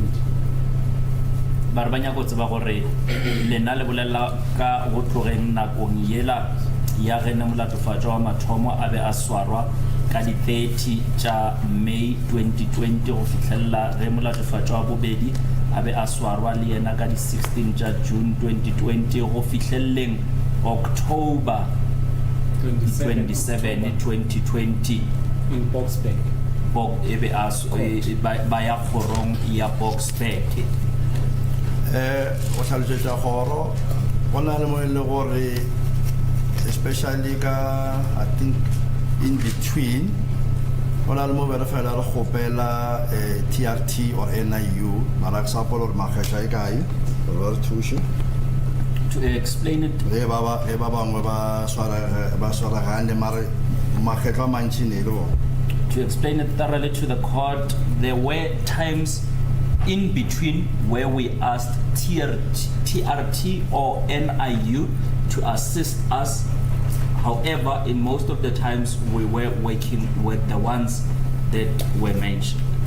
Lana ke kumele ifisa ukwazike ukuthi impendulo onikeze ngayo ukuthi ke ihlanganisa ke nale yankathi leyana ke la khona umsolo wokuqala aboshwa khona zi-30 May 2020 kanye futhi ke nangenkathi kuboshwa ke umsolo wakhe wesibili nge-16 ke na ke uJune 2020 uhlanganisa futhi nesikhathi la beyovela khona okokuqala enkantolo nge-27 ku-October 2020 enkantolo yase-Boxback. Umephendula ke uthi ke uyakhumbula ke ukuthi kwakunenkathi la khona ke kwakucelwa abe-TRT kanye ke ne-NIU uma kuwukuthi ke kunesidingo sokuthi kwenziwe lokho, kodwa ke isikhathi esiningi bekusetshenziswa laba abachaziwe. In terms of the evidence that you have led or tendered before this court, including evidence of Buthelezi, Constable Jonathan Mapumulo. It's the first time to hear that the TRT members were also involved. This is my first time to hear from the state witnesses. Barre go botlhatse ba lena ka moka ba ileng gore ba se ba fane ka botlhatse ba bolela le ka bo Jonathan le Mapumulo le Buthelezi ba re ba thoma go kwa mmamotla jwalo ka ga lefetša go bolela ga njwale gore TRT le yona e be le karolo ya batho ba be ba sepela le lena ba dithuso go bona le mputša e le gona sa ka la mputša le yona go tloga morago. It is for the first time that I've been asked that question. That question has never been posed to me previously. Mele uthi ke uyaqala ke ukuzwa kufakazi ke umbuso ekhuluma ke ngaloko akushoyo ke manje ukuthi ne-TRT nayo ke yayilekelela ke mayiphendula ke uthi kuwokuqala ke nami ngibuzwa loyo mbuzo loyo. Yes. When I put the version of accused number 1 on Constable Jonathan, that to the pointing out, to the alleged pointing out, they were members of the TRT. He denied. Barbona irile geba botša Constable Jonathan ka nako yela ya molatofatšwa wa mathomo gene a ile šupa ge ba botša gore TRT le yona e be le gona Constable Jonathan yena o ile a ganetša. Where's the dichotomy between the answer you got from Jonathan and the answer you got from this witness? This witness says, at times when the SWAT crew is involved in other escort duties, we would request the TRT and the other group to assist. But in the main, it was the SWAT escort crew which did the work. Is that so, sir? Go jwalo papa gore lena le boletše jwatso gore ka nako ye nngwe le be le na le go e kgopela TRT goba NIU eupša nakong ye ntši lena le be le bereka le ba le ba SWAT. That is correct, my lord. Uyiqinisile njengoba inkantolo iveza ke ukuthi bengishilo kuma ngiphendula ke njengoba umeli ethi ke uyaqala ukuza lokho ukuthi inkantolo kuhlanganaphi ke lokho kukhulunywa uJonathan naloko sho lo fakazi ngoba lo fakazi yena uthe kwaba nenkathi la khona beyicela iTRT neNIU kodwa ke kakhulukazi ababe basebenzisa yilaba beSWAT. My lord. Yes, sir. Do I have to respond from the dichotomy that... No. I'm saying I understand this witness like that. But Oh. you're specifically saying, for instance, when Jonathan was in charge of the crew, Yes, he was together with the TNT and NIU crew, following from this gentleman's evidence. yes. But I'm saying he doesn't follow. May I just Yeah, you are leave it for at that? But liberty. my lord, I just wanted to put it across. Yeah. Because this might be a question that I will ask on the 5th, when the AVL of the 5th will be brought to the court, to the defense, because the witness was present when... No, I agree with you. I'm Yes. just saying I don't want to say it's a nebulous answer. I agree with you. Yes, when you ma'am. asked Jonathan whether the TLT was there, he said no. Yes, ma'am. They were only themselves, listening, etc., etc. Yes. But I'm Thank you. saying this witness, you pertinently are not asking him about the day when Jonathan was there. That's correct, my lord. Now Yes. you can do that and put. Thank you, ma'am. That's it. Thank you very much. Say, just to take you on the 5th, I'm not deviating from the line of questioning. If you recall, the day accused number 1 went for the alleged pointing out, were the members of the TRT present on that particular day? ba re bona ga ba efoge go botlhatsi botlhe eupia ge ba ka le tšea ba leisa mo la tšatšing lela la botlhano tšatši la bo 5 mo e leng gore molatofatšwa wa mathomo yena o be a sepela a ilo šupa le sa gopola gore TRT be e le gonana le raka kwa Albertine. are you referring to at Albertine On that particular day, I don't want to give you an answer. ba re ka lona letšatši leuwe ga ba nyake go lefa karabo E le ga go kwatsa bola botse be no tshwantse swati itle e tlore escort from Pretoria. O go tšela gore ba bile late so nna le Sergeant Mabena ra sepela TRT be se go. if you would Sepela kwa pana le bona kwa Albertine. If you would remember, actually SWAT was supposed to come and escort us from Pretoria. However, they became late and myself and Sergeant Mabena, we proceeded and they found us at Albertine. Mbuzo uthi ke ngale langa ke lange 5 ile langa ke abathi noma emithi ngalo ke nyamaphoyisa umsolo oqala ke wahamba ke wayophomba ingaba abe TRT babe khona yini ngalelo langa uma ukuthi ukhumula kahle ke ukuthi okwenzeka ngalelo langa bakufanele ukuthi ke siphelezelwa yilaba beSWAT kodwa ke bashaywa isikhathi sase mina ke nomabhena sathi sinqomo sokuthi asihambe ke sabashiya ke bahlangana nathi phambili eAlbertine. All right, let's now proceed. As we stopped at 12 o'clock before you drove. Ba re tswele pele jwale jwalo ka ga lebele eme ge ne le tshela kgomo mokokotlo At 12 ga gore also. lebele re ila. Yes, may proceed, thank you. At 12:23, you were joining Perry Murray in Phosphorus. Metsotso ye masomepedi tharo ka moraga gore le tshetse kgomo mokokotlo le na le be le tsena mmileng ola wa Perry Murray mo Phosphorus Boxback. Ke nnete. That is correct. Yebo kuyiqiniso ukuthi ngo2023 sasingena ke kumgwaqo iBerry Mare free the boss a Boxback. So will I be correct if I say when you off-ramp from N3 to Perry Murray in Phosphorus, you came across an intersection? E tla ba nnete na gore e tla re ge le tswa mo N3 le tsena ka Perry Murray le na le ile la tlhakana le tsela ye e leng gore e be e tlhakana. Ke nnete. That is correct. Nokuyiqiniso ke uma ngaba sesiphuma ke entry sihlangana nayo ke iBerry Mare sahlangana ke nawo umgwaqo uma ubizwa ukuthiwa intersection. Which direction or which turn did you make? Lena le ile la thinyela lehlakoreng le feng. Tele to the right. We turned to the right. Sa jika ke noma sangena ke kuhlangothi lango kwesokudla. Then you proceeded towards Phosphorus Court. la tswela pele la ya prosecutor ya Phosphorus. That is correct. Saqhubeka-ke saya kuyona inkantolo yasephosphorus. Where immediately after you took a turn on the right hand side, as you said, you passed, you drove under the bridge, is that so? You really fetsa go thinyela lehlakoreng la letsogo la moja lile la feta ka fase ga lebrogo. That is correct, and that bridge on top is the N3 highway. Kuyiqiniso ukuthi masithatha-ke noma singena kwesokudla-ke saphuma-ke ngaphansi kwayo-ke i-bridge futhi-ke ngaphezulu-ke ku-N3 highway yona-ke leyo bridge leyo. Have you noticed if there is a taxi rank on that vicinity? Lile la tlhokomela na gore go na le rank ya di-taxi kgauswi le tuleo? No. Angizange ngiboneke noma ngibhekeke ukuthi bakunerenki yetekisi khona lapho noma yamatekisi. At that time, you were still escorted.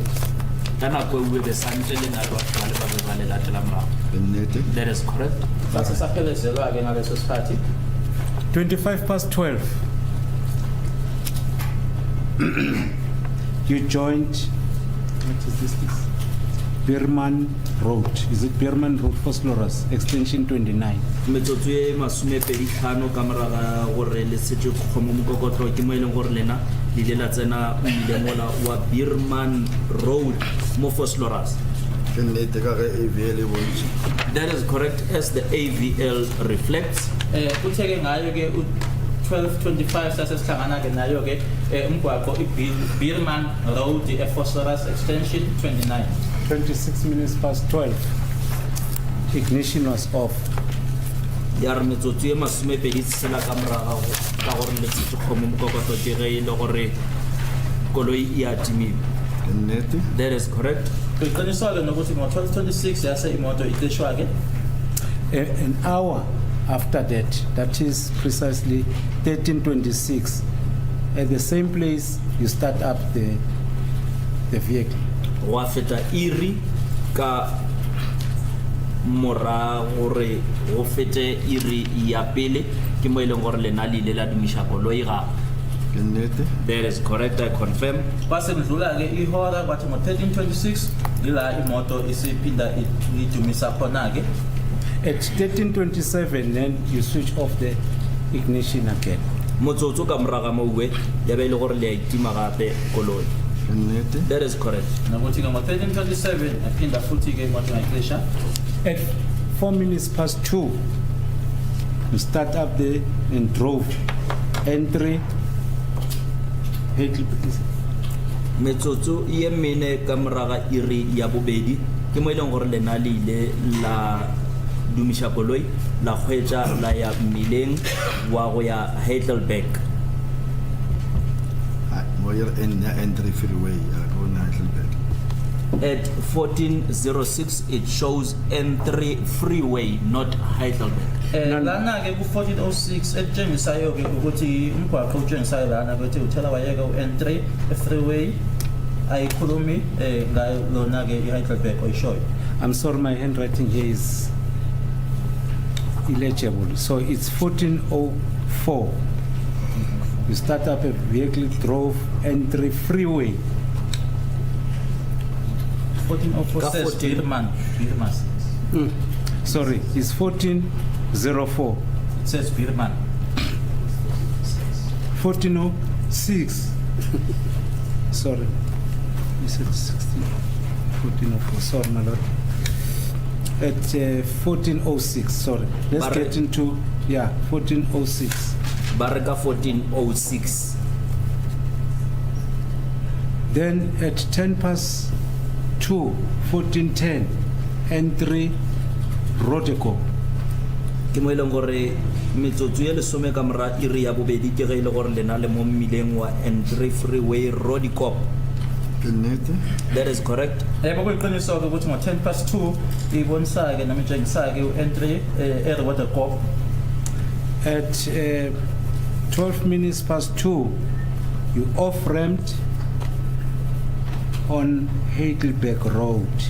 Ya re metsotso ye lesome nne kamera ga iri ya bobedi ke ge ile gore lena le tsena mmileng ola wa Heidelberg Road.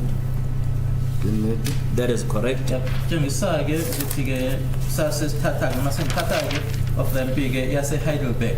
The place it reflects Rodekop. Tulo yewe e bontsha ile Rodekop. That is correct. Uyiqinisa ukuthi indawo njengisake iRodekop. As a court, please, my lord. Council says they took the Heidelberg off ramp. Can council indicate? It's an on ramp, ne? Hello? It's an on ramp. It's an off ramp. It's an off ramp. From which road, sir? From Heidelberg N3, my lord. Then they took off ramp. Going to where? To Heidelberg Road. Okay. Lena le ring bare lena le cherry off ramp. Khoro yona e re ke on ramp. Na ke no latela ka mo go e biele mo tsenga ona a ke tsore ke on or off mara ke tla no latela ka yona ya AVL. I am just following as the AVL reflects, my lord. I do not know whether it's an on or an off ramp. All right. Mina ke ngizoyisho ke noma ngizoyilandela ngalendlela ebhalwe ngakhona kulombiko iAVL lena ukuthi on ramp off ramp ke angeke ngikwazi ke lokho. But does it reflect or show Heidelberg Road? Eupia yona ya bonchana milola wa Heidelberg. Ngas go polo ka tsela tsela ka ditsebe botse. I will not recall as I do not know those roads properly. Ukuthi ke iyatshengisa noma iyasho ukuthi iHeidelberg lokho angeke ngikusho noma ngikhumbuleke ngoba lezo indlela lezo ke akusona ke indlela engizaziyo. Is there anything recorded on the 12th at 1412? Mo monakonyela ya metsotso ye lesomepedi kamera iri ya bobedi reflecting Heidelberg Road. Ya bonchana milawe wa Heidelberg. Yeah, I bontsha nya Heidelberg Road. Nya Heidelberg Road. Yes, it reflects near Heidelberg Road. Yes. Yebo lana ke ku 1412 kubhaliwe ukuthi eduze nomgwaqo eHeidelberg.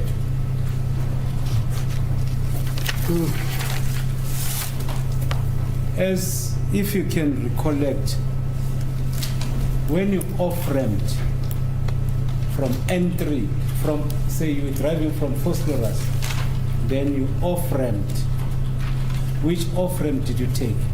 Jwaje ka re lebele khwetsa le tloga Phosphorus. Lena le tsere off-ramp yefe. Ba e ke tswa ka Phosphorus tsena freeway ke tsere N3 towards Johannesburg. When I was driving from Phosphorus going towards the freeway, I took the N3 towards Johannesburg. Mangiphuma ePhosphorus yeke na ke umgwaqo uthela bayeka ke ngathatha na ke uN3 ngiya ngakuhlangothi lwase Johannesburg. Let me clarify this for you to have a better understanding. Do you see 1417? Is it 1417 or 1420? Barbatal di relay on ebe bufefo le abona mola mo ingwetseng 1417. Yes, I can see it. Yebo ngiyabona 1417 where it reflects Ring Road, New Market. Ring Road, New Market. Yes. ngiyabona ke kubhaliwe lapha yana eduze kwe Ring Road East New Market. That place is in Albertine. Tuleyo we e sidikadi kwensa Albertine. I am listening. Laleleke uma uthi leyo ndawo leyo ise Albertine.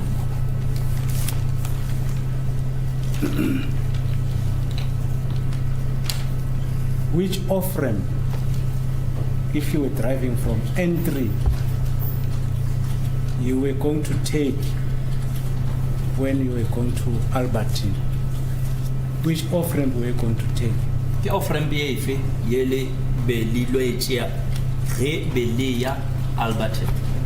Re ke be ka tsela data mo go driver koloi la go mo le di bota o di lebelle go no tena ona wa bona bota mara wa ile bana go tswa go lo hono ka se ga se go mo tšore ke efeng mare ke bone rona e tsena ka lebateng gore ke tsela engwe joining a ke tsela ga go gopole. Mr. Mngomezulu, may I put it in this way? When you are driving a vehicle, at times you do see the boards, but you forget them. I did see a board, however, I would not recall today on what was written on that board.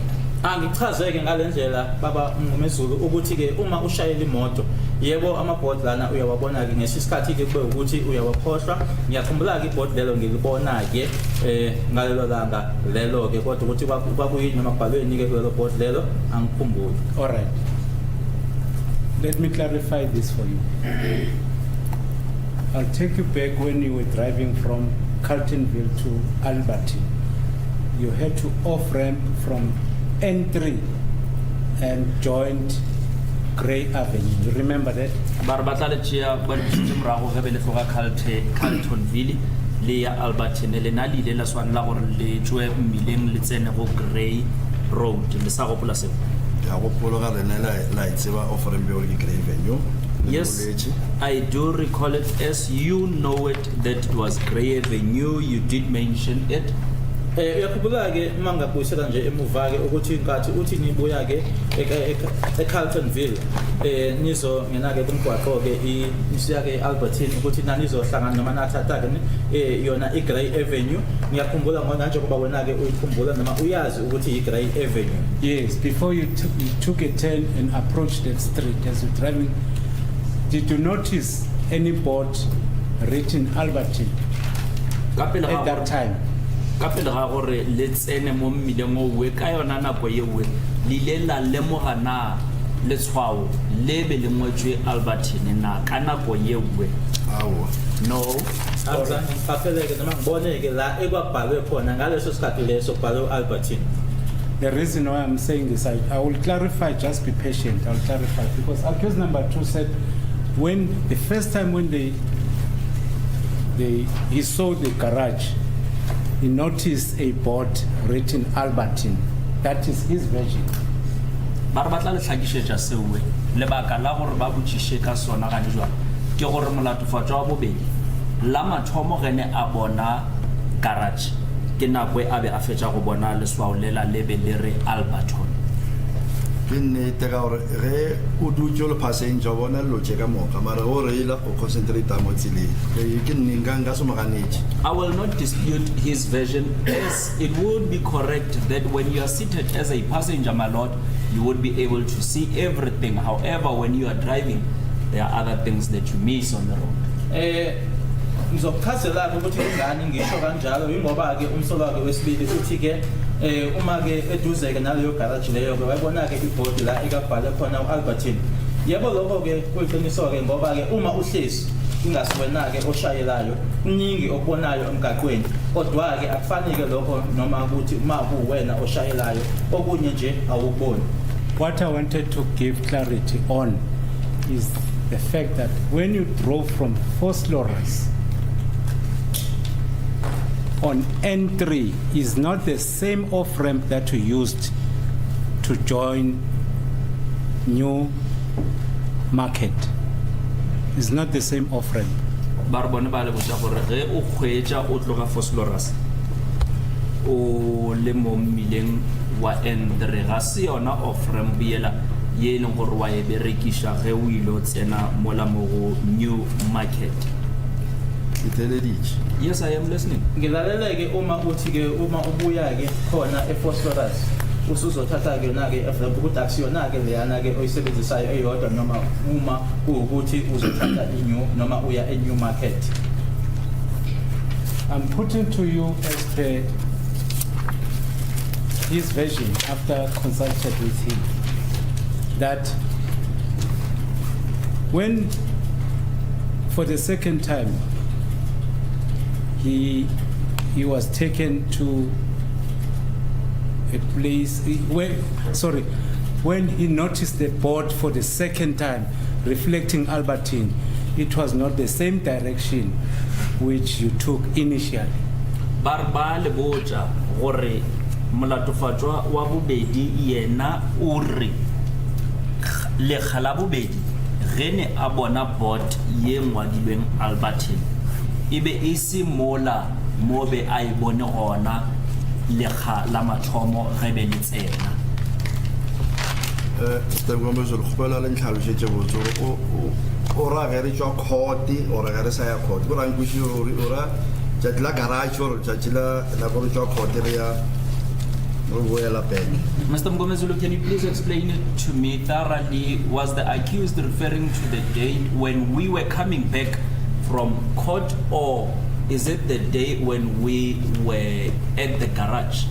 Lana ke umsolo wesibili ke akushoyo ukuthi ubonile ke ukuthi uma ihlandla lesibili esebona ke le board ebhalwe Albertine bangasilona ke uhlanga ukuthi lo awayibone kulona ke ngehlandla lokuqala. Manje kufakazi uyacela ukuthi achazeleke la ngoba akasazwisisi ukuthi manje umsolo la ukhuluma ngale hlandla beya noma mebuya enkantolo noma ile yahlandla ke le garage akasazwisisi. All right. Let me put it this way, sir. You were driving from Carltonville. Eventually, you joined N3. You off-ramp to Grey Avenue. You remember that? Le sa go plangere gore le tsule Carltonville le khwetsa mo entry la tsena go Grey Avenue. Le sa go pla go. Okay. Yes, I still remember. Yakhumbula ke sibuye Carltonville sihamba ngo-N3 sasihlangana ke ne-Grey Avenue. When you're driving from Foslorus Court, joining N3 towards Johannesburg, there's an off-ramp. Ka le tloga kgorotsheko ya Foslorus le tsena N3 le ya Gauteng Johannesburg go na le off-ramp. Uthi ke uma nibuya ke enkantolo eFoslorus nijoyina u-N3 kune off-ramp ke eya eGoli noma eJohannesburg. According to this AVL, at 12 minutes past 2, there was an off-ramp at Heidelberg Road. Go ya ka AVL ye ka metsotso ye lesomepedi ka moreng ga iri ya bobedi go na le off-ramp ye tsenang mmileng wa Heidelberg. Do you understand now? Le a boshisha. Ke a le kwešiša mare da sa ke sa le kweši botse ka gore mo e no ngwala near street a e ngwale off ramp a e ngwale on ramp bjale ke a le kwešiša bjale ona from gona yes yona ya o tsena mara nka se botse gore e ngwetse gore eng mara yona ke a o tsena ka Albertine. I understand, even though I would not understand thoroughly, as on the AVL report it's written near, it is not written off-ramp or on-ramp. However, there is a off-ramp and an on-ramp into Albert. Ngiyazwisisa ke nami njengoba futhi usho ke wena ke uthi lana ke ithi sangena noma ngangena kwi-off-ramp yase Heidelberg. Kodwa la akubhalwanga lokho akhulunywa nge-off-ramp lana ke kwi-AVL ibhalwe ukuthi eduze. Yebo yokona ke i-off-ramp ne-on-ramp yayikhona ke khona lapho. Kodwa kusiyona indlela ekubhalwe ngayo la kwi-AVL. Do you remember driving on Heidelberg Road after you have off-ramped from N3 when you were driving from Foslorus Court to Albert? Do you remember driving on Heidelberg Road? Besa go pola le khwetsa mo mmileng ola wa Heidelberg ka moraga gore le be le boa khorotsekelo ya Foslorus le be tsheletswa go mmileng ola wa N3. Sa boeletša gape nka ba be ke sepela ka ona mara a ka go tlhokomela gore tshebetso la tsela ke nka ba ke tsa according to AVL e re be ke sepela ka yona mara nna a go gopole ke gore nka se gopole nka se mara ka re ke a reila ke no tsena ka sepele. I will reiterate, my lord, that it is possible that I was driving on that road as the AVL reflects. However, I do not recall myself that I was on that road as I was driving. Ngokwayo ke i-AVL noma umbiko lona iyasho yona ukuthi ngangihamba kuyo mgwaqo noma ngokwendlela ke ebhalwe ngayo la ngangihamba eduze naloyo mgwaqo loyo. Kodwa mina ke ukuthi ngiyikhumbulele mina ngithi ngangihamba lapho mina okwami nje ukuthi ngangishayela. Yes. At 20 past 2, ignition was off. Do you see that?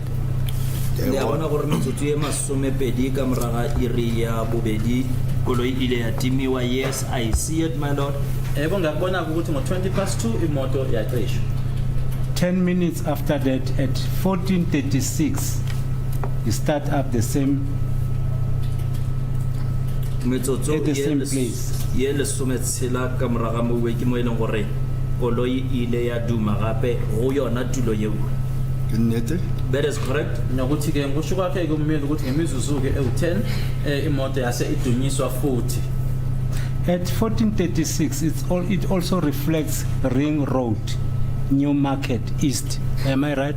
Metsotso ye le sometharo tshela ka moraga iri ya bobedi e bontsha iri Ring Road East, New Market Park, Alberton. Ke nnete eo? Ke nnete? That is correct. Yebo kubhalwe kanjalo ke lana ukuthi eduze neRing Road East, New Market Park eAlberton. Yes. When the ignition was off at 2:20, that means the car was stationary, motionless. Do you agree? Ebe koloi itimiwa ka metsotso ye masomepedi ka moraga iri ya bobedi seo se bolela gore koloi e be sa sepele ngene. Ke nnete? That is correct. Kuyiqiniso ukuthi nanjengoba bhalwe ke lana ukuthi imoto yaqishwa ke kusho ngo2:20 kusho ukuthi imoto yayingahambi. At 14:42, driving near Ring Road. Metsotso ye masome nne pedi ka moraga iri ya bobedi ke mo eleng gore koloi e bontsha ile gore e be e kgwetsa gauswi le Ring Road Access idle. ya boya gape ya dira le gore e be e duma e ngwadile access idle le a e bona. Ke nnete ke a e bona. That is correct, I see that. Yebo ke lana u1442 kubhaliwe ukuthi imoto ihamba ke eduze neRing Road East bese ke iyehla ke ithi ke ngo4:42:01 imoto iyaduma ke khona ke lapho eRing Road East ngiyabona lokho. Let's hang on there at the moment. When you left Procedural Escort, joined N3 until you off-ramped, were you still escorted by the Metro Police under SWAT unit? Barre swara gona mo we ge le tloga o tla tshekela khorong tshekelo yela ya Fosloras le ya mmileng ola wa N3 le bentse le latelwa ke ba le bathushi ba lena ba SWAT. Awa, masego. No, they were not there. Nkathi sibuya ke khona enkantolo yase Fosloras sesiya soba thamba ke na ke uN3 abeswat lapho besiphelezela babe ngekho. All right. You are no longer escorted. At some stage, you parked near Ring Road without any escort. Lena be ba sa kholo ba le gona ba le ba be ba le latela gape go na le nako mo eleng gore le la yema mo Ring Road mo gauswi le New Park. Re shetse ke tlhalositse pele go tlhalositse pele ke le re tsene mo molong re reka metsi le zimba chips ka mo gopolo ene e mo ga re bona ra emana kwetelle. As I've explained previously that we had stopped by the mall and we bought water and chips. Bese ngichazile ke lokhu ke ngoba umuntu uthi ke nema ke khona lapha yana seningasaphelezelwa ke imoto ke yaqishwa ke uthi bese ngishilo ke noma ngichazile ke lokhu ukuthi kunalapho na ke sangena kuyitolo noma lapho nemanyathelo eyitolo khona sathenga khona amanzi kanye nama chips. Yes, that's the reason why I wanted to remind you about that. Because you even said you bought water in Simba chips for accused number 2. So what I want to put across to you, and I will emphasize it, there was water involved. Bare banyaka go le gopotsa yona tabewe jwalo ka ga le nna le tlhalosha gore lena le ile la rekela molatofatšwa wa bobedi metsi le masimba chips bare go be go na le metsi a tlhakantšhwang gona mowe Le rena re itheketse dilo tseo re mo filego la di re be re la re reka lena le teng. we also bought for ourselves, my lord. We did not only buy for him. Ilokho ke futhi engifuna ke ukuthi ngikwazise kona ukuthi ke kwakunamanzi nje noma kwakunto namanzi ke phakathi lana. Yebo ke lokho sakuthenga asithengelanga yena kuphela nathi lokho esamthengela khona sayithengela nathi. Yes. The reason why I'm asking that is because the version of accused number 2 also deals with water that was poured in his body from the front part of his body. That's the reason why I introduced water in this evidence. La gore bona ba bolele ka metsi ke ka gobane go ya ka molatofatso wa bobedi yena o re wile a tshelwa ka ona metsi ya we ba mo tshela ka pele mmeleng wa gagwe ke ka mo eleng gore go ile gwa tswelela bohlatsi bo ba metsi alo bo joro cheche ke manga metsi. When he informs you, did he inform you on who had poured water on him? Yile ngakho ke veza ke lo daba lwamanzi ke ngoba ila umsolo wesibili asho khona ukuthi wathela ngamanzi ke khona lana emzimbeni ke ngaphambili kuyena uma ekutshela lokho ukutshela ukuthi ubani wamtshela ngamanzi. This accused person played open cards before this honorable court. He told the court that you never participated in his assault. So therefore, he cannot include you with the act of pouring him with water.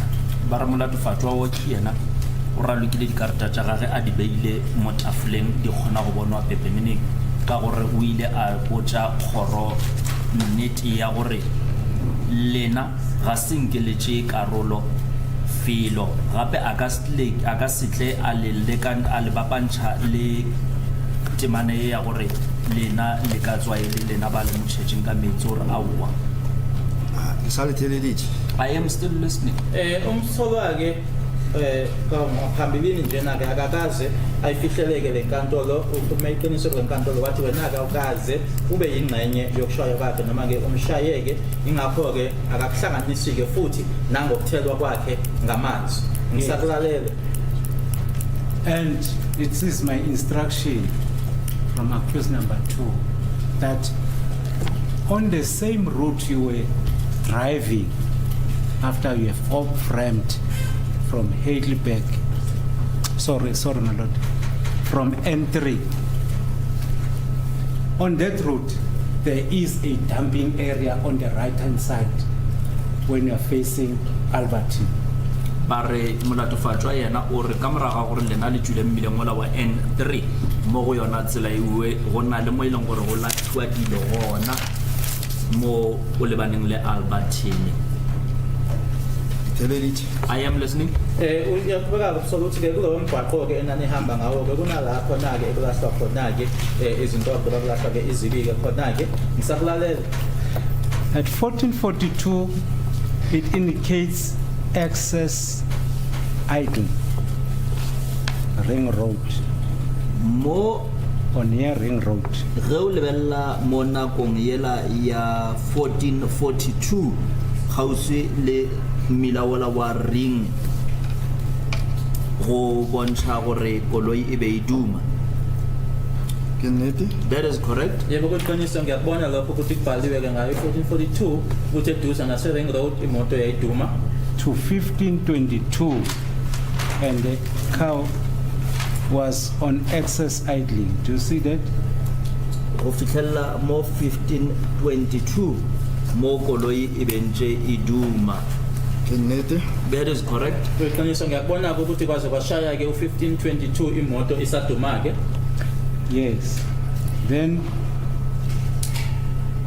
in between those times it's a period of 40 minutes. Do you see that? Barma ga tsona dinako tsewe go fetile dinako ye ka bang metsotso ye masome a mane. As you are stating, that is the instruction of accused number 2, that was the time when he was taken out of the motor vehicle next to those steel tanks where he was tortured with that electrocuted with that device. That was that time. Kaya nana ka yo ke mo ileng gore molatofatwa ke mo a ileng a ntshiwa koloi bona ba motšhara ka ntwela ya go yebe ba iswere ye leng gore e be ile ka yona nako yeo ye leng gore e ngwetšwe mo metsotsong ye 40 ao ge ke gopola botse Mr. Mngomezulu le rile re mešitše steel pipe Soweto before re miša ga Raphadu Colonel Gininda fihla a mo dula go ga koloi bjale e šetše ile Albertine bjale. If I recall very well, Mr. Mngomezulu, you had alleged that we took him to the steel pipe in Soweto, Orlando, before we took him to the officer Raphadu, and Officer Gininda came, and now are you saying we took him to that steel pipe in Alberton? Manje lana ummeli uyachaza-ke uthi lesikhathi kaqeda sisho-ke manje la imoto eyeduma khona-ke ekwasithatha-ke imizuzu engamashumi 40 uthi la khona-ke umsolwa athi-ke konke lokhu okwenziwayo-ke lokwakuthotshwala-ke na-ke nalokhu okwakuphethwe-ke ashokwa ngakho ufakazi uthi-ke uma ngikhumbula kahle baba Mngomezulu okushilo ngaphambilini ukuthi lokhu kwenzeka-ke endleleni eya eMoroka uma simhambisa eya kuRaphadu la khona esahlangana khona-ke noGininda khona uGininda-ke wahlala-ke emotweni usuyashintsha yini manje uthi lokhu kwenzeka e-Albertine? Awa mrena watheletša hantle. O theleditše Ntate Mngomezulu ge go gopola botse. May I just put it, it's not a dialogue. Can you speak English? This machine doesn't record vernacular. Can I proceed? No, go theleditše. Yes, I am listening, my lord. Sorry. May I proceed? Yes. My version initially, and it will stand as first time accused was next to a dumping area. It was on a route or on a route towards Albertine. That's the first time. Next to 2 tanks, silver tanks. Ba bona la mathomo ge ne molatofatšwa a be a le kgauswi le mo go latlhiwang dilo gona e be e le Alberton kgauswi le ditanka tše pedi ba re taba ye we e sa dilo dula e le kana mokgwe ba e tlhalošang ka gona. The second time was when he was at Orlando next to a dumping area. There were ATMs that were no longer in use. Do you understand now? Le khala bobedi ge ne a be a le mo go latlhiwang dilo gona e be e le Orlando go be gona le gape le di-ATM tše be di sa tlholo di berekišiwa le a kwešiša ga dijwale. I am listening. Kunendawo embili-ke la echazwayo-ke uyena-ke umele uthe yokuqala-ke akhuluma ngayo umsolwa wesibili ile ese-Albertine-ke la ekulahla khona-ke izibi noma khona futhi-ke unalama-tank amabili. Eyesibili-ke kuse-Orlando nayo-ke kuyalahlwa kuyona-ke futhi-ke inama-ATM angasasetshenziswa. Yebo ngiyakuzwa.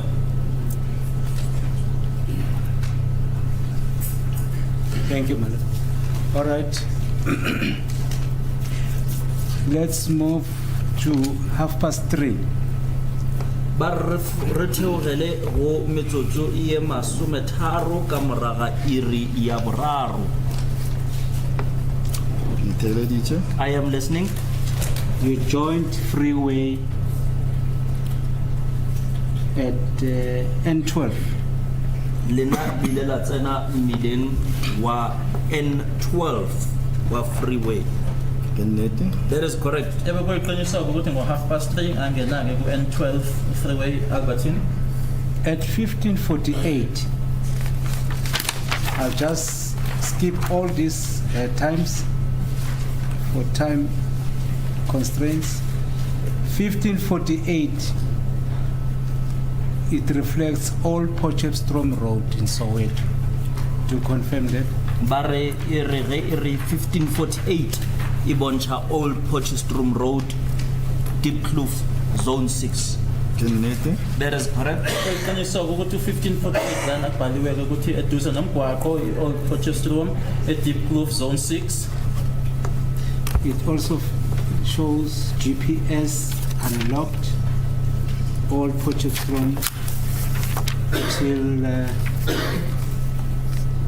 you drove at 15:58.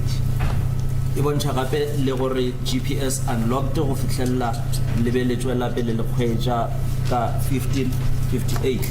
Ke nnete. That is correct. Yebo uyabonisa-ke yatshengisa-ke ukuthi-ke kwakulapho eduze ne-Old Porchester Home Road umgwaqo GPS unlocked baze bashaya ku-15:58. According to him, when I consulted with him, it was the time when you took Colonel Rapatu at Krisani Hospital. Ba re go ya ka yena molatofatšwa wa bobedi nako ye ke nako e lena lebeletše ya Colonel Rapadu mola Krisani. Aksa kushanda Mngomezulu alekare ya hlakatlhakana bele. Na be go feta le relebele forogo re kopana le Colonel Rapadu bara mosadi a shedi ke bale ka mantši ba gore wa gape re sa kopana le Colonel Rapadu ke a tša botšiša Mr. Mngomezulu, I do not understand now as you are now confusing me.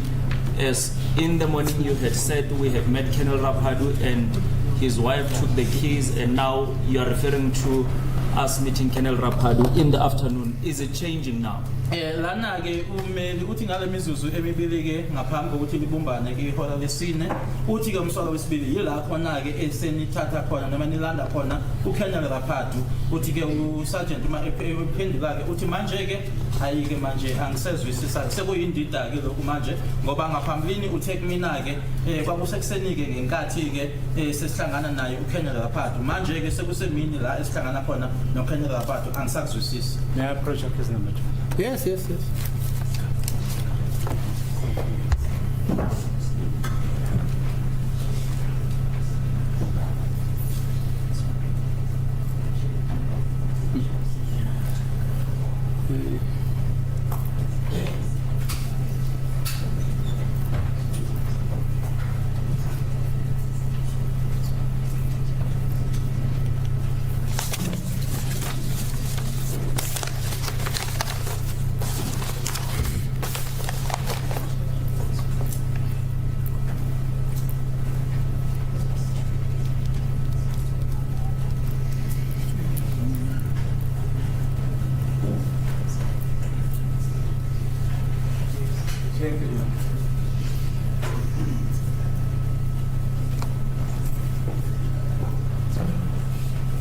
Mr. Mogane, thank you, my lord. Yes.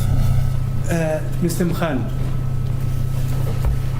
we don't have to confuse your evidence and with the evidence of accused number 2. Accused number 2, we confirm with my colleague that according to his instruction, he did not meet Colonel Rapatu in the morning, but he met Colonel Rapatu in the evening.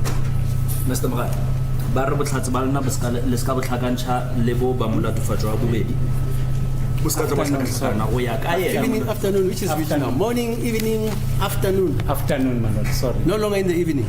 No, my lord, it was just a slip of the tongue. It was in the afternoon. Okay, afternoon. Yes. ba re le ska tla la tlhakatlhakantšha botlhatsi bo we molatofatšwa wa bobedi yena o re ga senke a tlhakane le Colonel Rapadu forogo o tlhakane le yena mosegare. Uthi ke ndingahlanganisike lokhu umsolo wesibili uthi akahlangananga naye uKolonel Rapadu ekuseni kodwa wahlangana naye ke kusemini.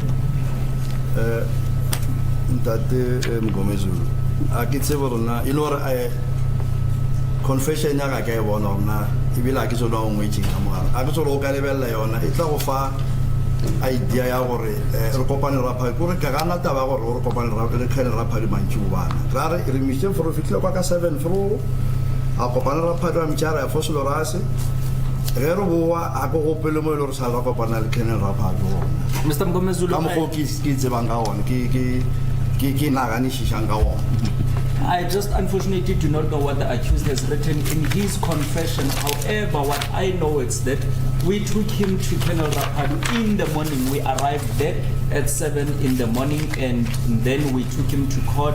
When we came back late in the afternoon, I do not recall us meeting Colonel Rapadu together with the accused. ukuthi ke yini ke ebhaliwe laphayana umsolo wesibili ayokhuluma noma ke ayobhonuluka khona ke kuyena ukhenela lapha kungeshwa ukuthi angazi ukuthi kubhaliwe ni laphayana kodwa engikwaziyo ukuthi samhambisa kumikisa kuyena ke ukhenela lapha kusekuseni safika laphayana ngo7 ke ekseni sase siyahamba ke siya enkantolo uma sesibuya ke enkantolo asihlangenanga naye ukhenela lapha emini. At 15:58, you were driving. Let's quickly go to 16:16. You see that? Page 16. 39 The page 39 mola ga 16:16. Yeah. Etomaka 15:58 bara wa fase was 16:16. 16, yes, 0.5 seconds. Are you referring to the 16:16 of 0.5 seconds? Correct. Bara e ya go jwa. You were at Makalima Street, Lebelele Morokas, Soweto. no Makalima Street ka 16:05. it says comma Mr. Mngomezulu. Comma, sorry, Comma Street. It is correct. We were at Goma Street at 16:05 on the 19th of June 2020. Yebo ke ngo16:16 seduze ke neComa Street. The ignition was off. Latima Koloi. Moroka police station. We were inside Moroka police station. That was not a question. Ah, You switch off the engine. Yeah, Wana mare litimile koloi na. okay, Yes, I am listening. Ukuthi ke sacisha imoto yebo ngizwe ngilalele. Yes. From 16:16 to 18:28, approximately 2 hours. Go tlogelle 16:16 go isha go 18:28 nako e ka lekanang motlhomong le diiri tse pedi. That's correct. So iqiniso ke ukuthi kusuka ngo16:16 kuyoshaya ke 18:28 ukuthi amahora amabili lawo. It is the instruction of accused number 2 that it was the time when Gininda came with the white BMW within that period of 2 hours when he was assaulted, electrocuted and tortured within the period of 2 hours. Bare mo iring tse pedi tseo ke nako mo ntate Gininda a ile ngatla gona a sepela ka koloi ya motlhobo wa BMW ke mo ileng gore molatofatswa o ile a papatlwa gona gape ba mo tortura mo nakong eo ya iring tse pedi. ka tlhalosha gore ba torture la kae ka mogare ga police station. If you could explain, maybe, did he inform you on where inside the police station was he tortured? Lana ke kulamahora amabili ke ila umsolo wesibili athi khona ke ila efika khona ke uBrigadier Gininda ehamba ngale BMW emhlophe ithi la ashaya khona ke asoshara khona ke befaka ke ugesi ngabe kutshelile yini uma ekusho lokho kwena ukuthi kuphi nendawo phakathi epolice station noma lokho kwenzeka kuphi nendawo phakathi epolice station?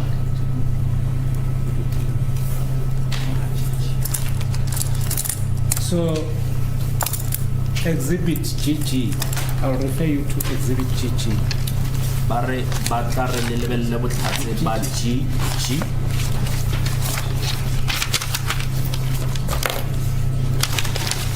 May I confirm that? Yes, yes, yes.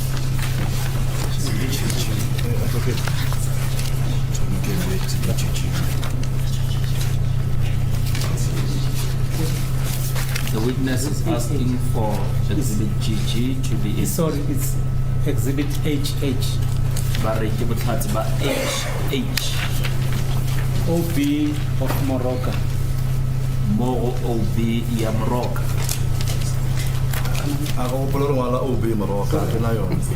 I do not recall us doing any OB entry at Moroka. Angikhumbule ke sala ke OB eMoroka.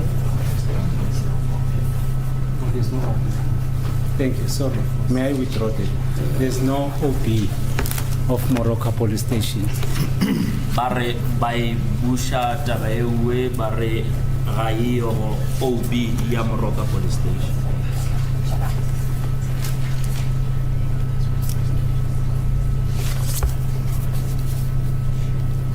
Was accused number 2 booked in before he took the alleged confession at Moroka police station.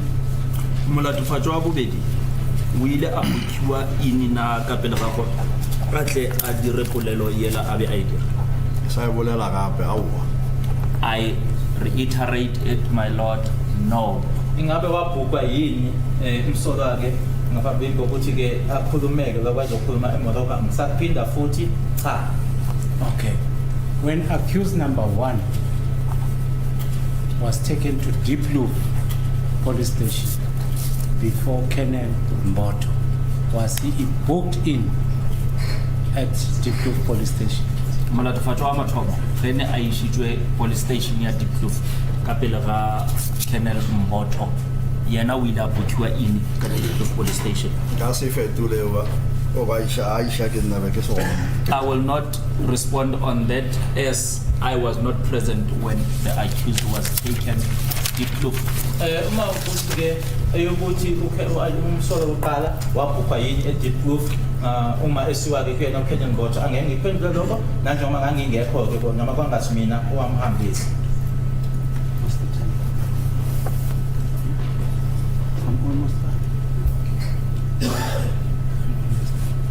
So, if you don't have the records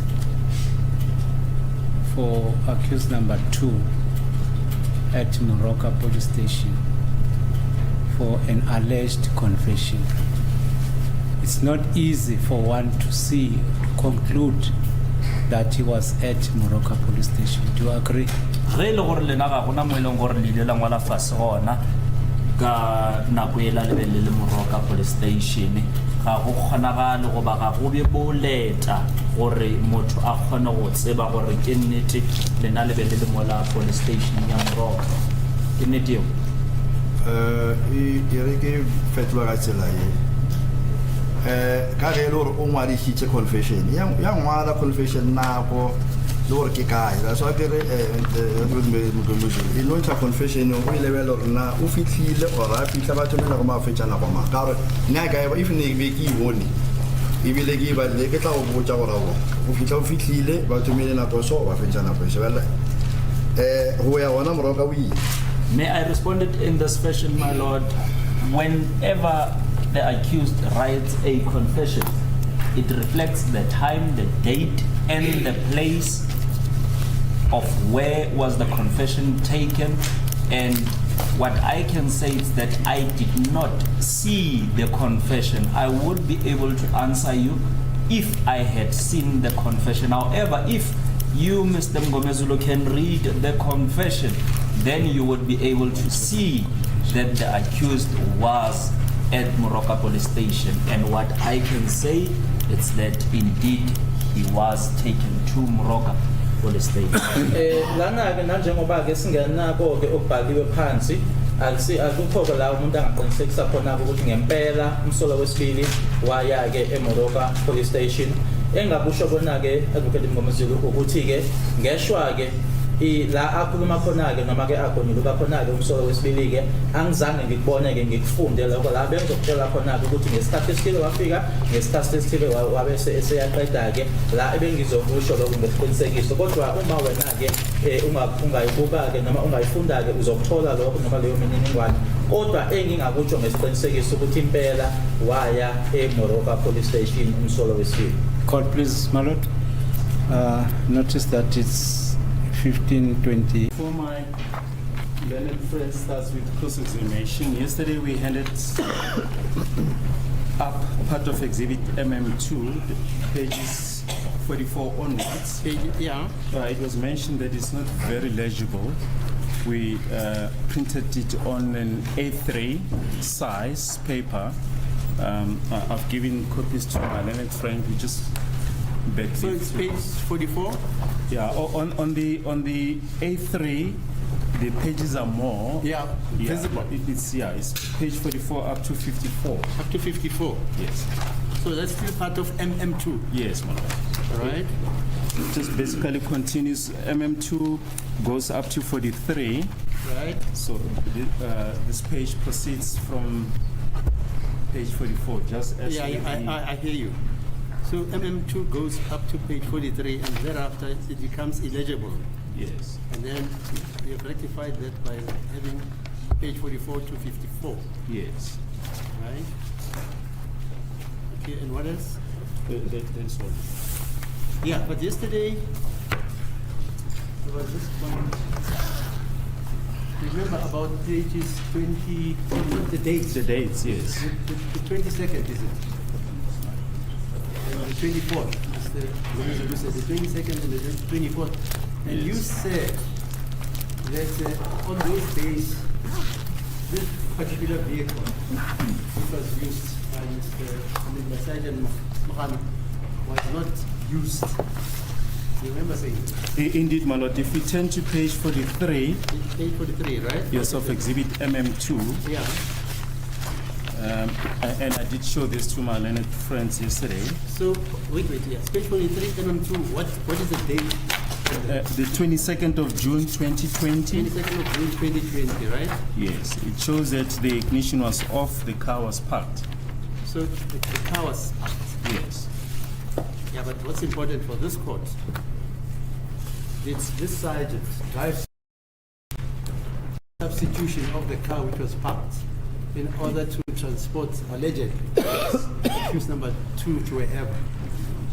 Or it never happened. Yes, indeed. Possibly he used the late Sergeant Mabena's car. I don't know, possibly. Yes. Did that happen? We're just trying to establish that, my lord, but he definitely did not use the. Yeah, fine. But look, for me, it's on the 22nd. Yeah.